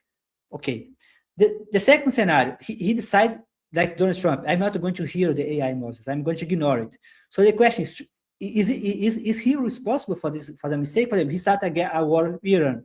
The AI Moses would say, you shouldn't do that. That's a bad idea. So he decided just to ignore. He said not even to check. He turned off the computer.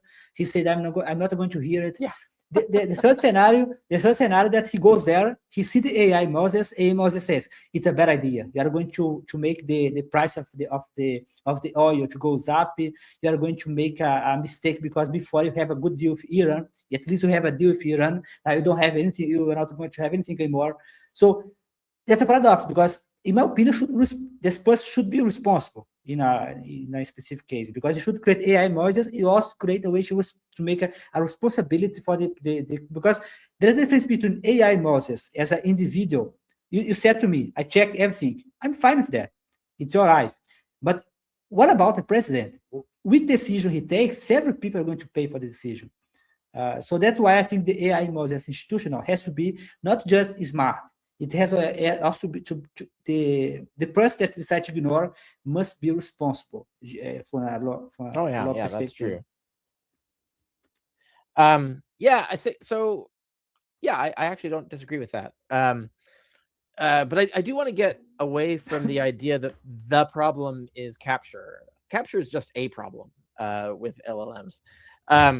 So the example I give in pseudo AI, how to use pseudo AI, which is my article on this, I go further down in that article. I talk about an example of how it got wrong.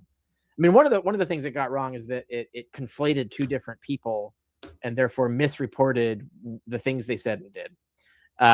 Because it got confused about the statistical juxtaposition of certain names, which is that wasn't an example of capture. That wasn't an example of someone flooding the internet to try and control what it said. That is just an inherent mistake that it often makes, and that's alarming. It's a mistake that a human wouldn't make, right? So that's the kind of problem, and it's inherent. There are like studies showing that the curve of hallucination actually goes down. It actually starts to flatten out no matter how large you make the model, so that there is no future model that can prevent this error. And then the other thing is the example that it gave, or that I had it try and explain to me my own views, and it got them wrong. It didn't get them wrong because of capture. It didn't get them wrong because someone flooded the internet to confuse it. It didn't get it wrong even because of conflation. It only got it wrong because it was only looking at the syntax of the words and didn't understand what the words mean.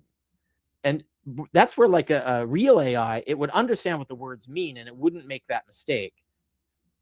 And therefore the subtlety is correct. And when you're dealing with things like, war policy or any kind of government policy, you want it to understand the details. You want it to get the nuances. You don't want it to be lazy in the way that the AI actually is.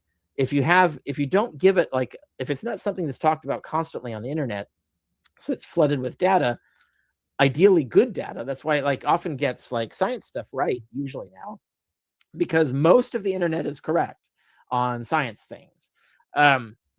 When there's like contentious issues, that could be another matter. But when you're doing policy like that, you need it to be able to understand what it's saying to you.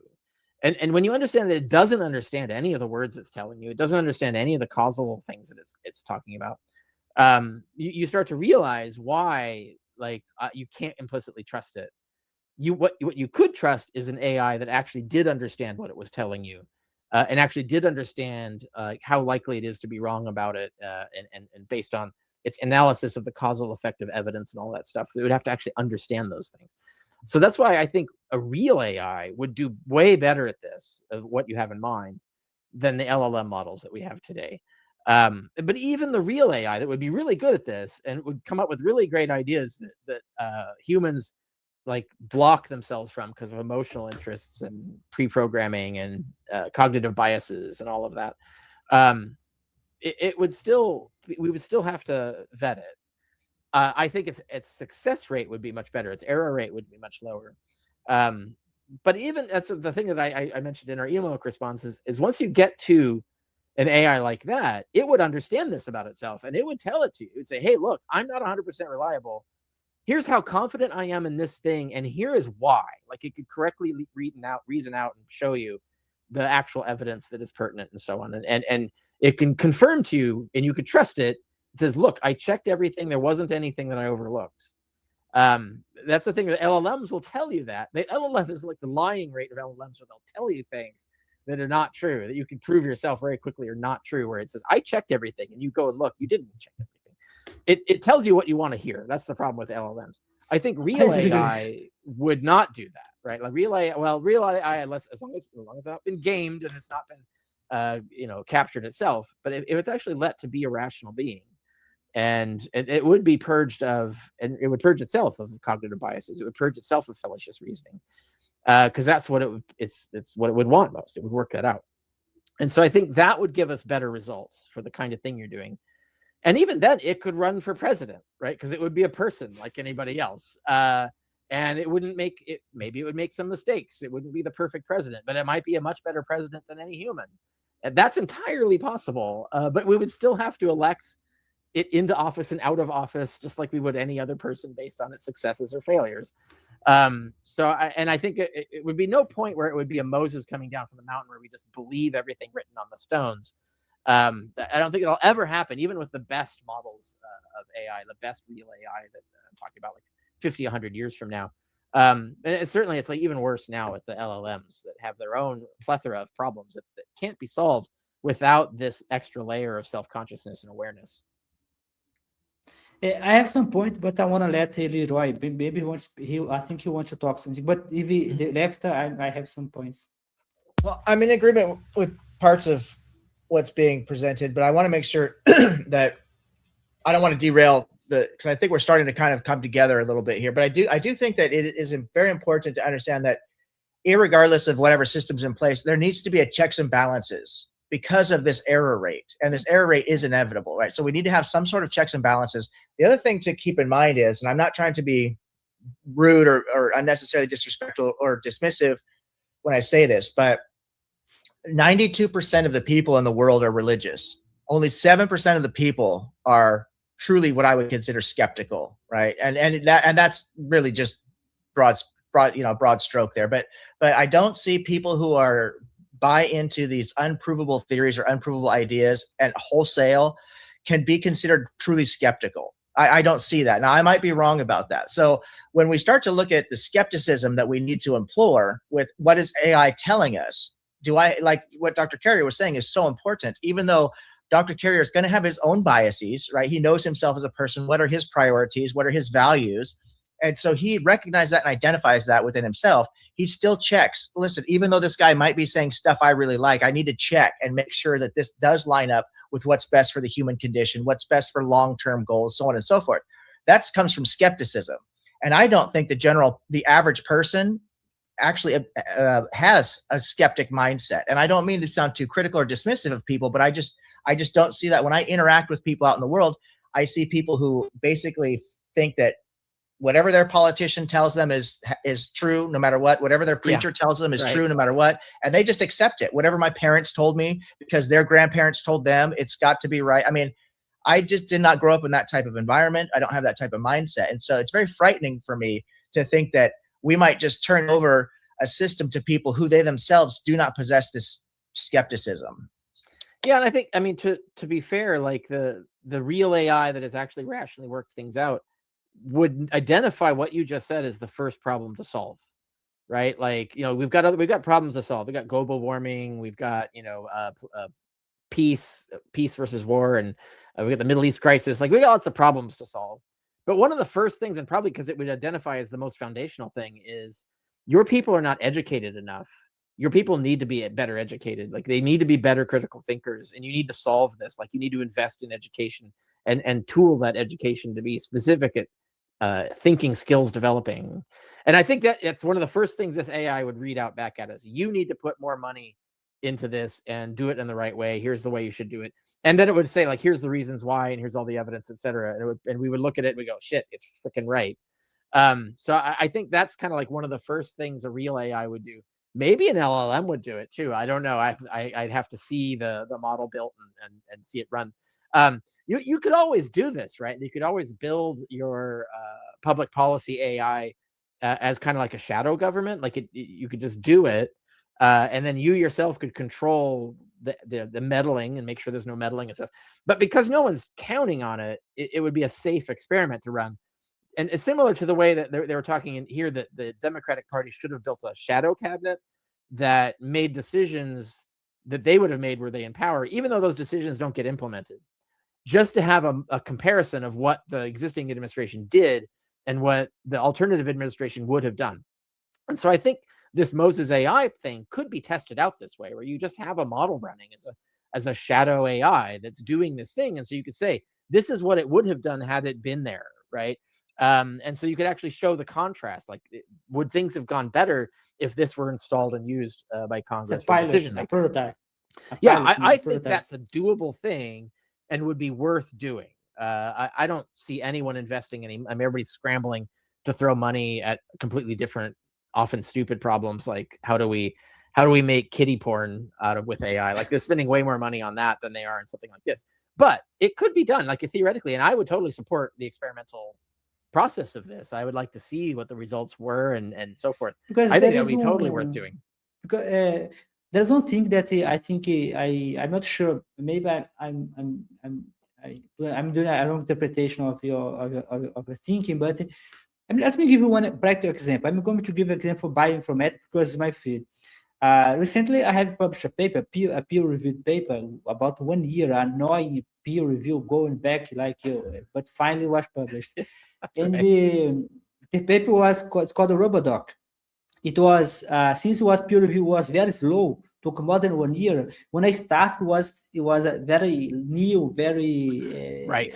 But when I finished the paper already was kind of up to date. But the idea was very simple. At the beginning, when I was using the large language model, I knew they could talk about medicine. I knew they could talk about, they could give advice and so on. But my question is, how reliable are those models? The question, I did some research, some paper, I found they can hallucinate, they can give problem. So a medical doctor in general would never trust this model 100%. But my question is, how can I make it more reliable? So my answer was like this. There is a technique called the function calling. It's a this technique was just launched. It was a new feature. It's very simple. You have the chatbot, large language model, the very simple one. Then you can give him tools to work. So he decide his mind what to do. For example, I have an image from X-ray. It was a pneumonia of X-ray. So I have bacteria and viral pneumonia.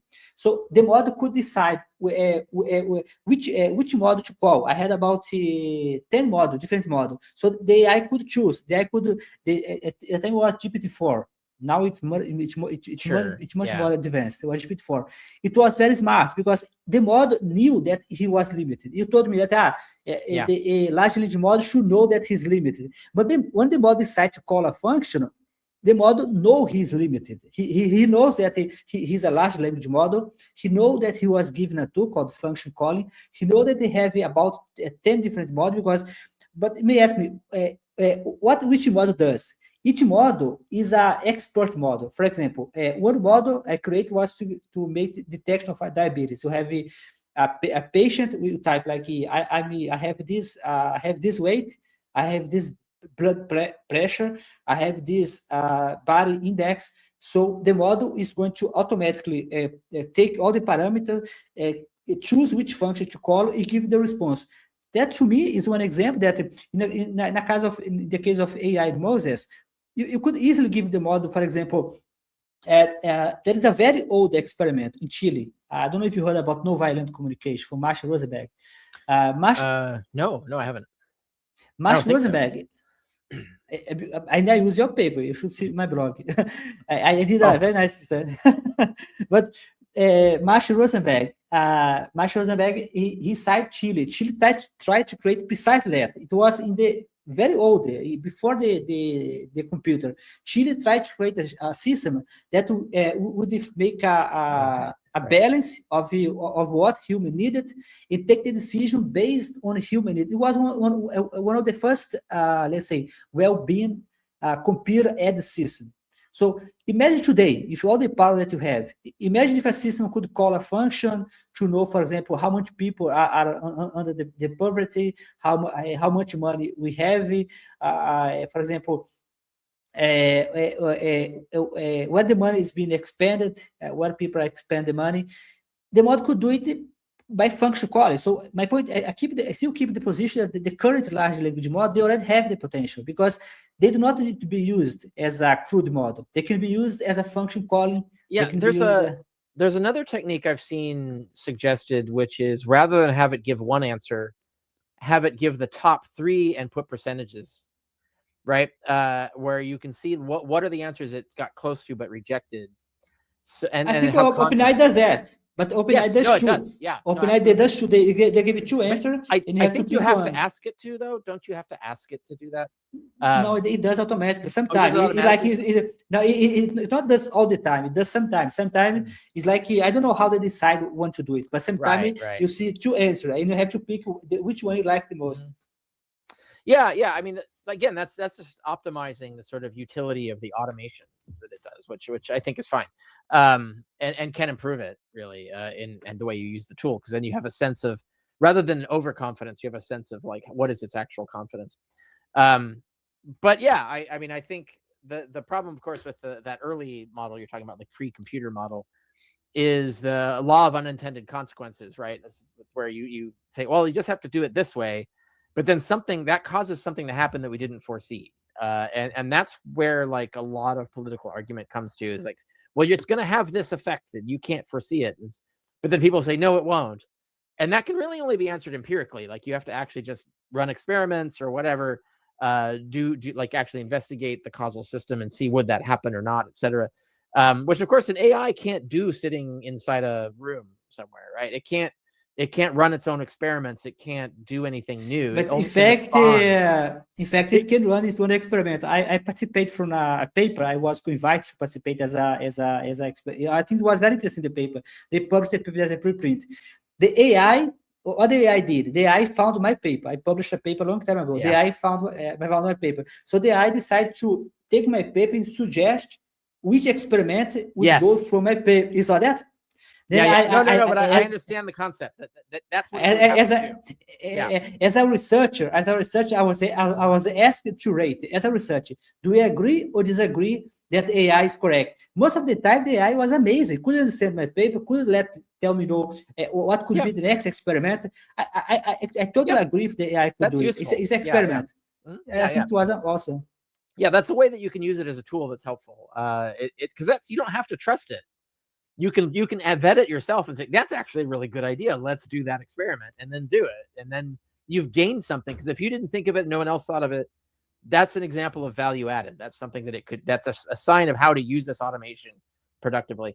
But you're not using it as an oracle, right? You're just using it as an idea machine to bounce ideas off of it. It's a different kind of thing. But I think what you imagine is some sort of model we can build that it will make the best decisions based on all the information available. So, and maybe it'll suggest experiments, or we need this. I can't answer this without this piece of information. You got to send a spy to this place to go look at this thing and tell me what they saw, right? Or something like that, which is also true. Like that could actually be super useful. But as you know, like it would end up being used nefariously. So we would have to have checks against that. Because the government's often. I do agree that you need to have checks. Right. They'll try to use this to game the system. How do you prevent it? Because how do you get it to push back? Is essentially, how do you get it to confidently say, I don't approve of how you're using me. You're trying to get me to tell you how best to spy on your own population, or you're trying to get me to tell you how to cheat or something like that. How would it know that it's the same stop that, right? So how does it know it's being gamed? That's the question. For example, today, let's suppose today, I think anyone can go there and do a test. Go to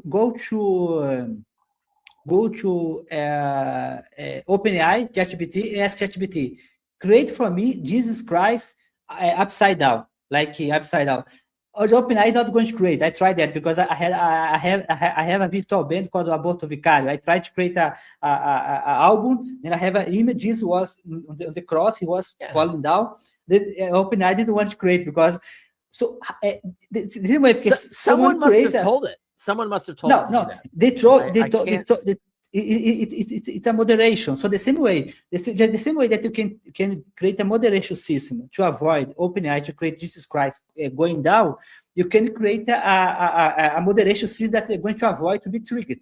So in the example of Daniel Leeroy, I don't know which AI was used, but ChatGPT, if you have several level to let's say parameterize ChatGPT. One level is the upper level. You tell, for example, I'm a scientist myself, so I told ChatGPT as a meta parameter.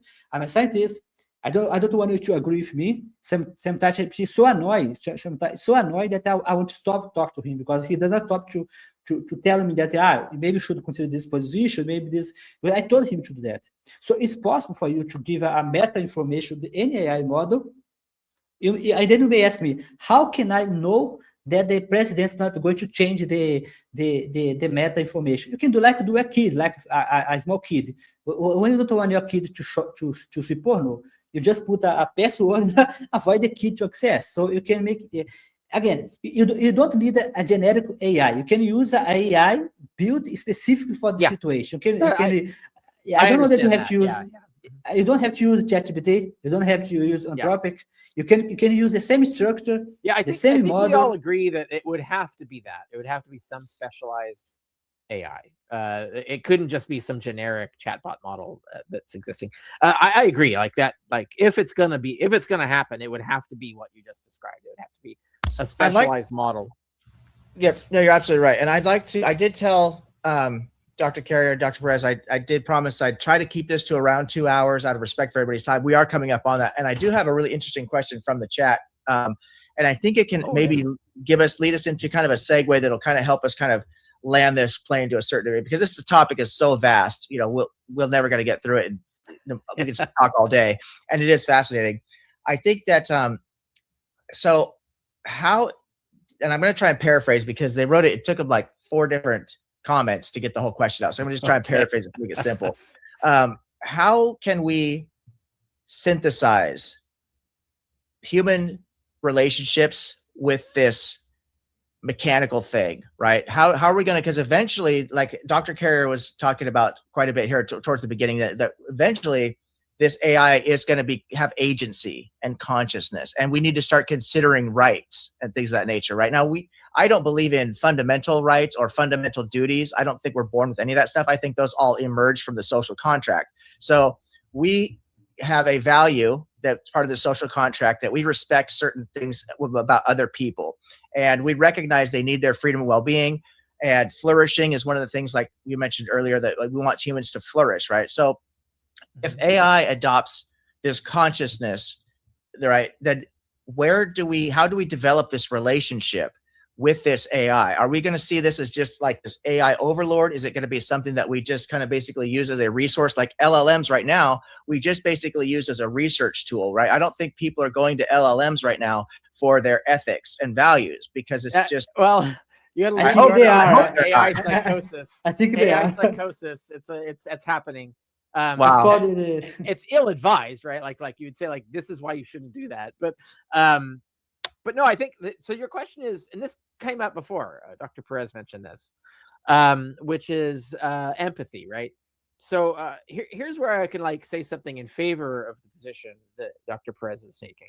Now, the simplest method of empathy is to actually have it, right? So that you actually can model other minds, and so you can model and you can understand. But you experience frustration and dissatisfaction and pain, so you can understand what it's someone else. Right, you can understand things from their point of view. You can put yourself, you can model the scenario, sim it, put yourself in their point of view, see how you would feel about it, and you can reason from there. That's an extremely useful tool, and it works very quickly and simply.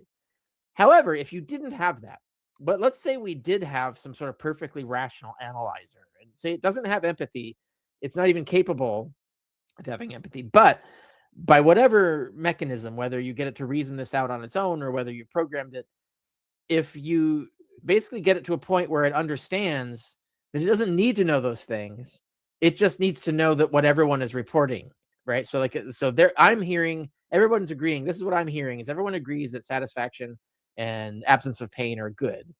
Okay, so I know that this causes that, and this causes pain, this causes dissatisfaction, etc. So it wouldn't have to actually know any of that. It says, I don't understand what you're talking about. I don't understand why you care about these things. But I'm taking that information and I'm telling you that if that is your goal, this system would work better and this system would work worse. So I don't know if that's what Dr. Perez meant, like a kind of empathy. It isn't empathy in the sense that most people mean, which is where you actually feel compassion, where you actually feel the thing that other people feel. But it can model empathy in terms of what its outcomes would be, in terms of like game theory and decision making. So I don't think empathy is necessary. I think it would be useful. It's a shortcut. It's a fast way to get to these answers. But I think a perfectly rational entity, if you want to call it that, could basically just use empathy and what its effects are as a variable and just take that into account. So it wouldn't have to know what it's talking about to actually do the math, essentially. Now, could we build a system that actually worked that way? I don't know. I guess it's theoretically possible.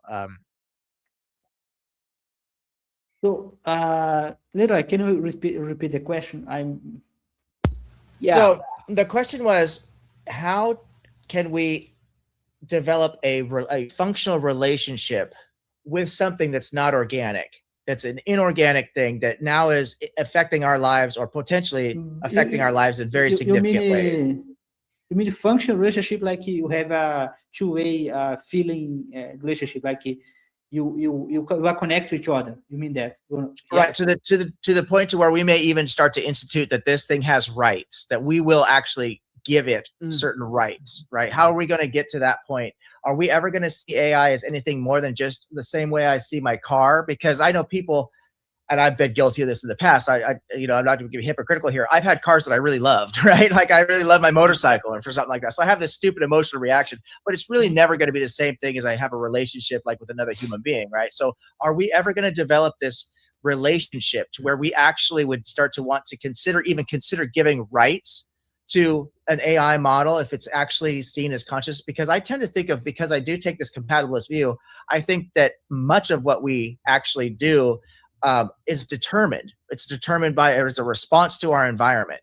And so much of our decision making is chemical processes. A majority of it happens subconsciously, right? And so because of this, things like our emotional response to things can be almost reduced down to a biochemical process at which could be simulated numerically in an algorithm, right? At which point, a computer, if it had a high enough level of quote unquote intelligence or computing power, could simulate empathy, for example. We would never know the difference, right? I think there's two different things there. Is can it mathematically keep track of empathy as a feature of the system, or does it actually experience empathy? Those are two different things. And would it be distinguishable to us? Well, yeah, I think rights only attaches when it actually feels things. So but before that, it's just a machine. But so it depends on which question you're asking. But if you're talking about when does it get its own independent rights, when can it run for president, right? Rather, I think you had a problem with Kara. Yep, Daniel. So if the case, I can go on. I can give my reply. Then if Kara come back. Yeah, should I drop him and bring him back up to the thing stage? Let me see if that. Let me do that. Let me remove him and then add him again. Let's see if that helps. He's dropped mid-sentence. Okay, Dr. Perez, why don't you go ahead? I'll drop this back, and as soon as he then rejoins the stream, which he'll probably have to do, I'll bring him back on. Go ahead. To start to leave it clear, I always thank ChatGPT. I always say today I was talking to ChatGPT. I told ChatGPT like I like a lot your image. You make a very good image. So I always thank you. I mean I know that ChatGPT is not alive. I know ChatGPT does not exist. I know ChatGPT is not. But what I'm saying that most people already feel like ChatGPT is a thing. Like they think ChatGPT. I saw recently a debate between Rich Dawkins and then Sam Harris. They start to laugh because they admit themselves they also take ChatGPT for whatever they do. So I think the answer depends on human. Take for example the case today. Today now they want to have a right to dogs. Dogs may have right now. Some countries already having right for dogs and cats. Take the case of intelligence. In the past, you thought that my expertise, my first expertise was in operational research. So I did a huge amount of research on natural computing. Natural computing is how you learn how to use nature to gain intelligence, such as swarm intelligence, ant intelligence, genetic algorithm intelligence. So we already shift the intelligence from human to ants to swarm. What I mean. Whether AI or any algorithm is going to have the right in the future is about human. Take the case of Richard Carroll. When Richard Carroll used the work of Immanuel Kant, Kant seems to consider that just rational beings are moral agents, but he seems to keep track that just human are rational. So just human can be moral system. So today, as far as I know, you gave the example for animal that you consider this animal has a kind of moral system, rational system between themselves. It's possible that people consider that some animal can be rational, so they can be somehow moral. So my answer, it depends. It depends how much we are going to redefine what we mean by life. Maybe in the future, it's possible that you consider the algorithm has right. That algorithm can run for president. I don't know, because I know United States, Elon Musk, Elon Musk cannot be president, because as far as I know, he's not from the United States. They said Obama had he was born in Kenya, I don't know, so he could not run. So even United States, not everyone can be president. For the United States, so it's not. That's a side question, but yeah, right, exactly. Like what do we consider AIs, like once they're self-conscious real AI, they're a day old or 10 days old or a year old, do we treat them like they're a year old, but we know that they're fully competent adults, right? So that, yeah, we would have to but you have the idea of IQ. What's the IQ? IQ is a measure of intelligence according to your age. Someone that has a high IQ, it means that they have intelligence that's much higher than their age. So the same way, if we make a kind of measurement of the AI, you know that the AI is very smart. For example, take the case of Descartes. Descartes, in his book Building a God, he seemed to argue that since human took billions of years to be moral system, AI will have to follow the same path. I disagree completely. I think sorry is the expression BS, because AI, we can make take the human moral system and put inside AI. AI doesn't need to evolve to be a moral system as human did. Human took billions of years because that's how you did it. So we don't need to have this. You can evolve like this. Responding to the chat there as well. I'm going to, I think this would be a good closing. What I'd like to do is give each of you gentlemen a chance to just kind of speak uninterrupted, to have the stage to yourself, to kind of any thoughts that you have relative to this, any kind of, if you want to kind of land your own plane, because we talked about a few different things. And then also be sure to promote your own material. I've got you both linked in the description of the video, but let people know where to find you. That's really important. Anything that you've been working on. So Dr. Perez, I'll start with you, and then we'll give Dr. Carrier the final word. So first, I'd like to thank Daniel Leeroy for organizing this meeting. This meeting would be impossible without Daniel Leeroy. I'd like to thank you, Dr. Carrier, for being here. It's also a pleasure to talk to Dr. Carrier, especially he was on my channel. Leeroy as well was in my channel. Yeah. So my closing line will be. I still hold the position that there are two types of AI: the individual AI, the institutional AI. The institutional AI would be a very smart system. I think that as I was talking to Dr. Carrier by email, I could not find a reason not to hold this position. So institutional AI would be like a system, like you have the president. You can replace the president by the institutional AI. People may disagree. People may say that he may be resistant, but I still think that for institutional, because when the president takes a decision, several people are going to pay the price. So in the case of institutional AI, I think the best solution is to give it to a very advanced system. I think we already have the technology. You just have to test it, like large language model and so on. The individual AI models, people can take the decision whether they follow or not, because most of the time, if I decide if I want to eat chocolate, if I want to eat ice cream, if I want to get fat, if I want to get thin, that's my business. I mean, if AI tell me you should eat better, if I decide not to eat better, I'm not caused any harm. So I don't think that we should worry about that. So my channel is called Jorge Guerra Pires. I saw the description of the video as Daniel Leeroy kindly put it.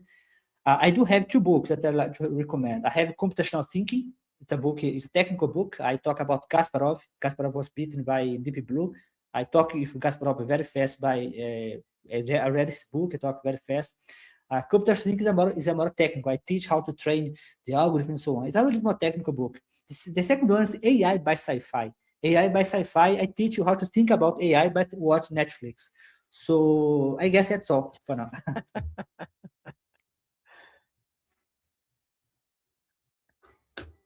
Turn it over to Dr. Carrier. Dr. Perez, I just want to thank you for coming by. I really enjoyed our chat on your channel. That was fantastic. I need to get a link to that posted into my community page. It was a wonderful conversation, and I really like to meet new people who are engaging in this topic of morality and ethics from a secular worldview. I think we need to, talk about this more and get this information out there. I think it's really important. I mentioned earlier, I can't remember if you were here when I talked to Dr. Carey about this, or if this is the backstage. Forgive me, I do have a lot going on, but I do believe you might have been here for it anyway. But just in case you weren't, secular people, agnostics and atheists, we get vilified and attacked a lot for not having access, quote unquote, to morality. And this is obviously a ridiculous claim. Any human being that has empathy and reason has access to morality. So I think it's really important when you're opening up conversations for people and you're platforming those ideas. And I also really like your work that you're doing, Scientists Free from Religion. I think you're doing some great work with that as well. So I encourage people to look into it. And I'll go ahead and thank you for your time. And then I'll turn it over to Dr. Carrier for his words. Yeah, I don't really have much to add. I think we both our perspectives were heard here, so it was productive, and I think people have some food for thought on all of this stuff. For the follow up on this, like I have on my blog, which is richardcarrier.info, so it's just my name, richardcarrier.info, has a category drop down menu, and it's got AI as one of those things in there, and so is morality, and so you can explore everything I've written on that. My blog in turn refers to, what peer-reviewed articles I have or what books I have and so on. So I think that's the place to go for follow-up. And also, if you do that, if you go to any of the articles on my blog and any of the subjects we talked about today, it has a search engine, so you can search keywords and things too. You can also find something that's on point to what you're interested in. And if you still have a question, you can post a comment. It'll go into a moderation queue, but as long as you're asking a reasonable good faith question, showing that you read the article that you're commenting on, I will eventually approve it and respond to it. It takes me a while to get through the queue, but that's one way to interact and get answers from me on things that you might want to do a follow-up on what we talked about here today. So that's it. I think this show's been great. I think we've had a lot of really good ideas from all three of us coming out here. And so, yeah, I'll just leave it at that. So richardcarrier.info is the place to check me out and find my social media and all of that other stuff. And the same thing goes to you, Dr. Carey, just like to Dr. Perez. I really appreciate that you've taken time out. I know you're very busy and your time is valuable, and a lot of people want your attention, but I'm just really grateful that you've taken time to allow me to reach out to you. You responded and reciprocated. And I'm just such a big fan. I mentioned it earlier. You've got so many things that I've looked into over the years, but I've really leaned heavily on you regarding this moral question, because this is philosophy I've been studying pretty intensely over this last year. I've really gotten into it, and it's a great thing for people to look into and consider, to educate themselves on, because it arms you for these conversations when you're actually talking to people out there in the real world. Why do you actually care about the things you care about? Why do you value certain behaviors over other behaviors? What makes it important, not just to yourself, but how can I apply that value to my own life? And if you're able to articulate that, I think we can be much more convincing to people. And so I just really appreciate all the work that you've put in that field. I think it's really great. And as a historian, of course, you're really well known for a lot of your work, as a historian itself. But I think philosophy now, this might be your new, Yeah, I now have enough peer-reviewed articles in philosophy, like contemporary philosophy, to fill an anthology. So my anthology that's going to be paired, it's going to be the companion piece to my previous anthology on all my peer-reviewed history papers and magazine articles and things. That will be out by the end of this year or early next. It's going to be called From Ontology to Morality, and it will have all of that stuff plus 2 completely new chapters that will be very interesting to folks. But yeah, so I've gotten that far now where I have enough to fill almost 400 pages of a book. So I'll definitely be looking forward to when that comes out. Absolutely.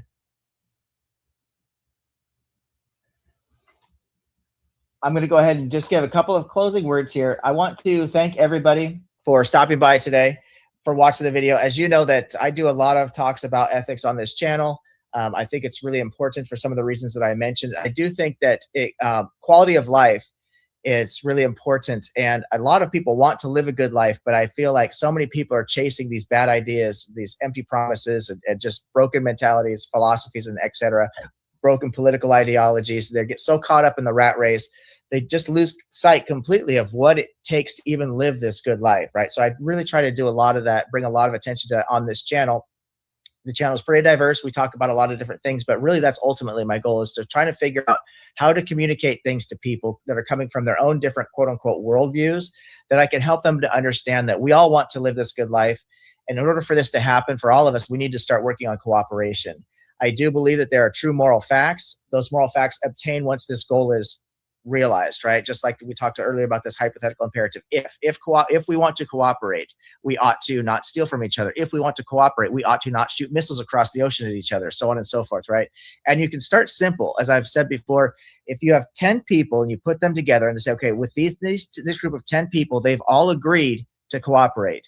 Well, then we know it's true. It's factually true that they will not be fighting with each other. They won't be stealing from each other. They won't be abusing each other. There's no coercion, because they've agreed at a fundamental level. The axiomatic principle is cooperation. I say, okay, well, what if we extrapolate this thought experiment to 100 people? Does the logic still hold? And in fact, it does, because the axiomatic principle has not changed. Cooperation has not changed. That means among this 100 people, there won't be any wars, there won't be any fighting, so on and so forth, no stealing. Now, if we extrapolate this to every single human being, every single moral agent on the planet, if they all agreed to cooperate, we would literally end global wars, we'd end global hunger, we'd end suffering, we would start living intentionally with the environment, because we'd understand that the ecosystem is relative to our happiness, to this cooperation. We have to cooperate with the planet because that's the environment that we live in. We could just wipe away all the problems right there by adapting this axiomatic principle of cooperation. So that's where these true facts feed into this, and it holds. The problem is it becomes much more complex. The more people, the more opinions and ideas and desires that we add into this thought experiment, complexity does increase, but the principle never breaks. The logic holds no matter what. We could even say on a cosmological level, what if every moral agent in the universe agreed to cooperate? There would be no such thing as war. There'd be no such thing as theft, so on and so forth. So I try to tell people that one of the ways that I can make this make sense to me. Well, how am I motivated to even engage in this cooperation? What does it do for me? Well, we need to have this selfish intent that I want to live my best life. In order for me to live my best life, the best thing I can do is to make sure that my neighbor has everything that they need. If they have everything that they need, they're not going to have a motivation to take things that I need from me, because they've already got it, right? So by taking care of my neighbor, I could actually give myself my best life. And what I selfishly want is to have this best life. So I really thank everybody for stopping by today. Thank you guys for all your great comments. Please feel free to leave the comments after the video post if you have any questions, and I will definitely follow up with you. I have linked Dr. Carrier and Dr. Perez in the description of the video. If you have comments specifically to them, I definitely recommend you reach out to them. They're both easy to access. They're both very gracious with their time, and that's been my personal experience with both these gentlemen. And thank you so much, everybody, for stopping by today. Really appreciate you being here. Oh, let me do some of these fancy media things that somebody made for my channel. I like this right here.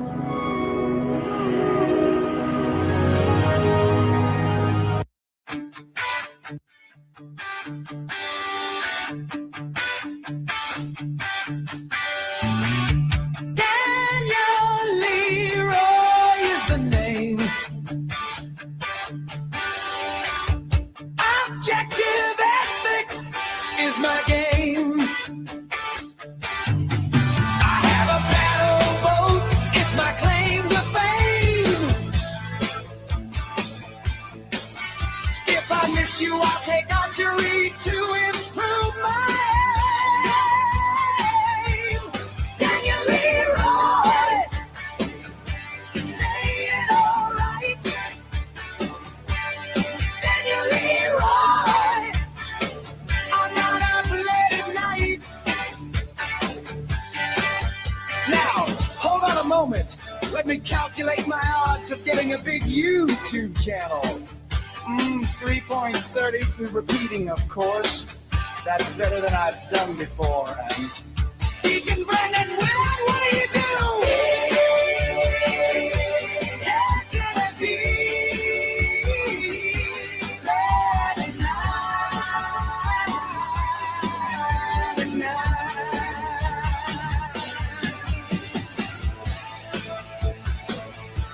Oh shit, he just ran here! Stick to the plan! Stick to the plan!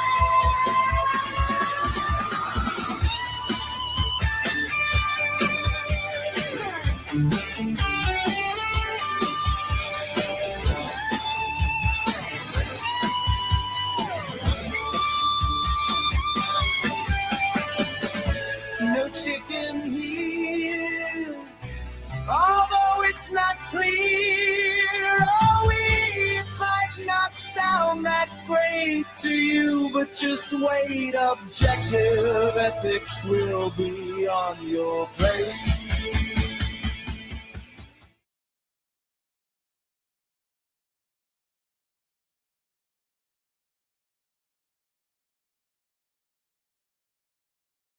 This is a song about my first kiss.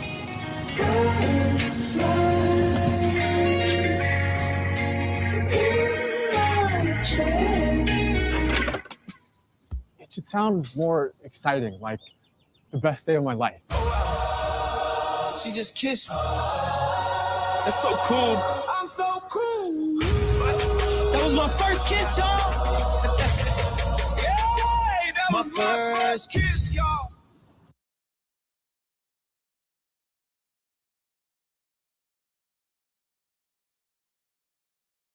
ElevenLabs Studio is here, the ultimate AI audio suite for video creators. Now with video editing, instantly generate human-like voiceovers, cinematic sound effects, studio quality music.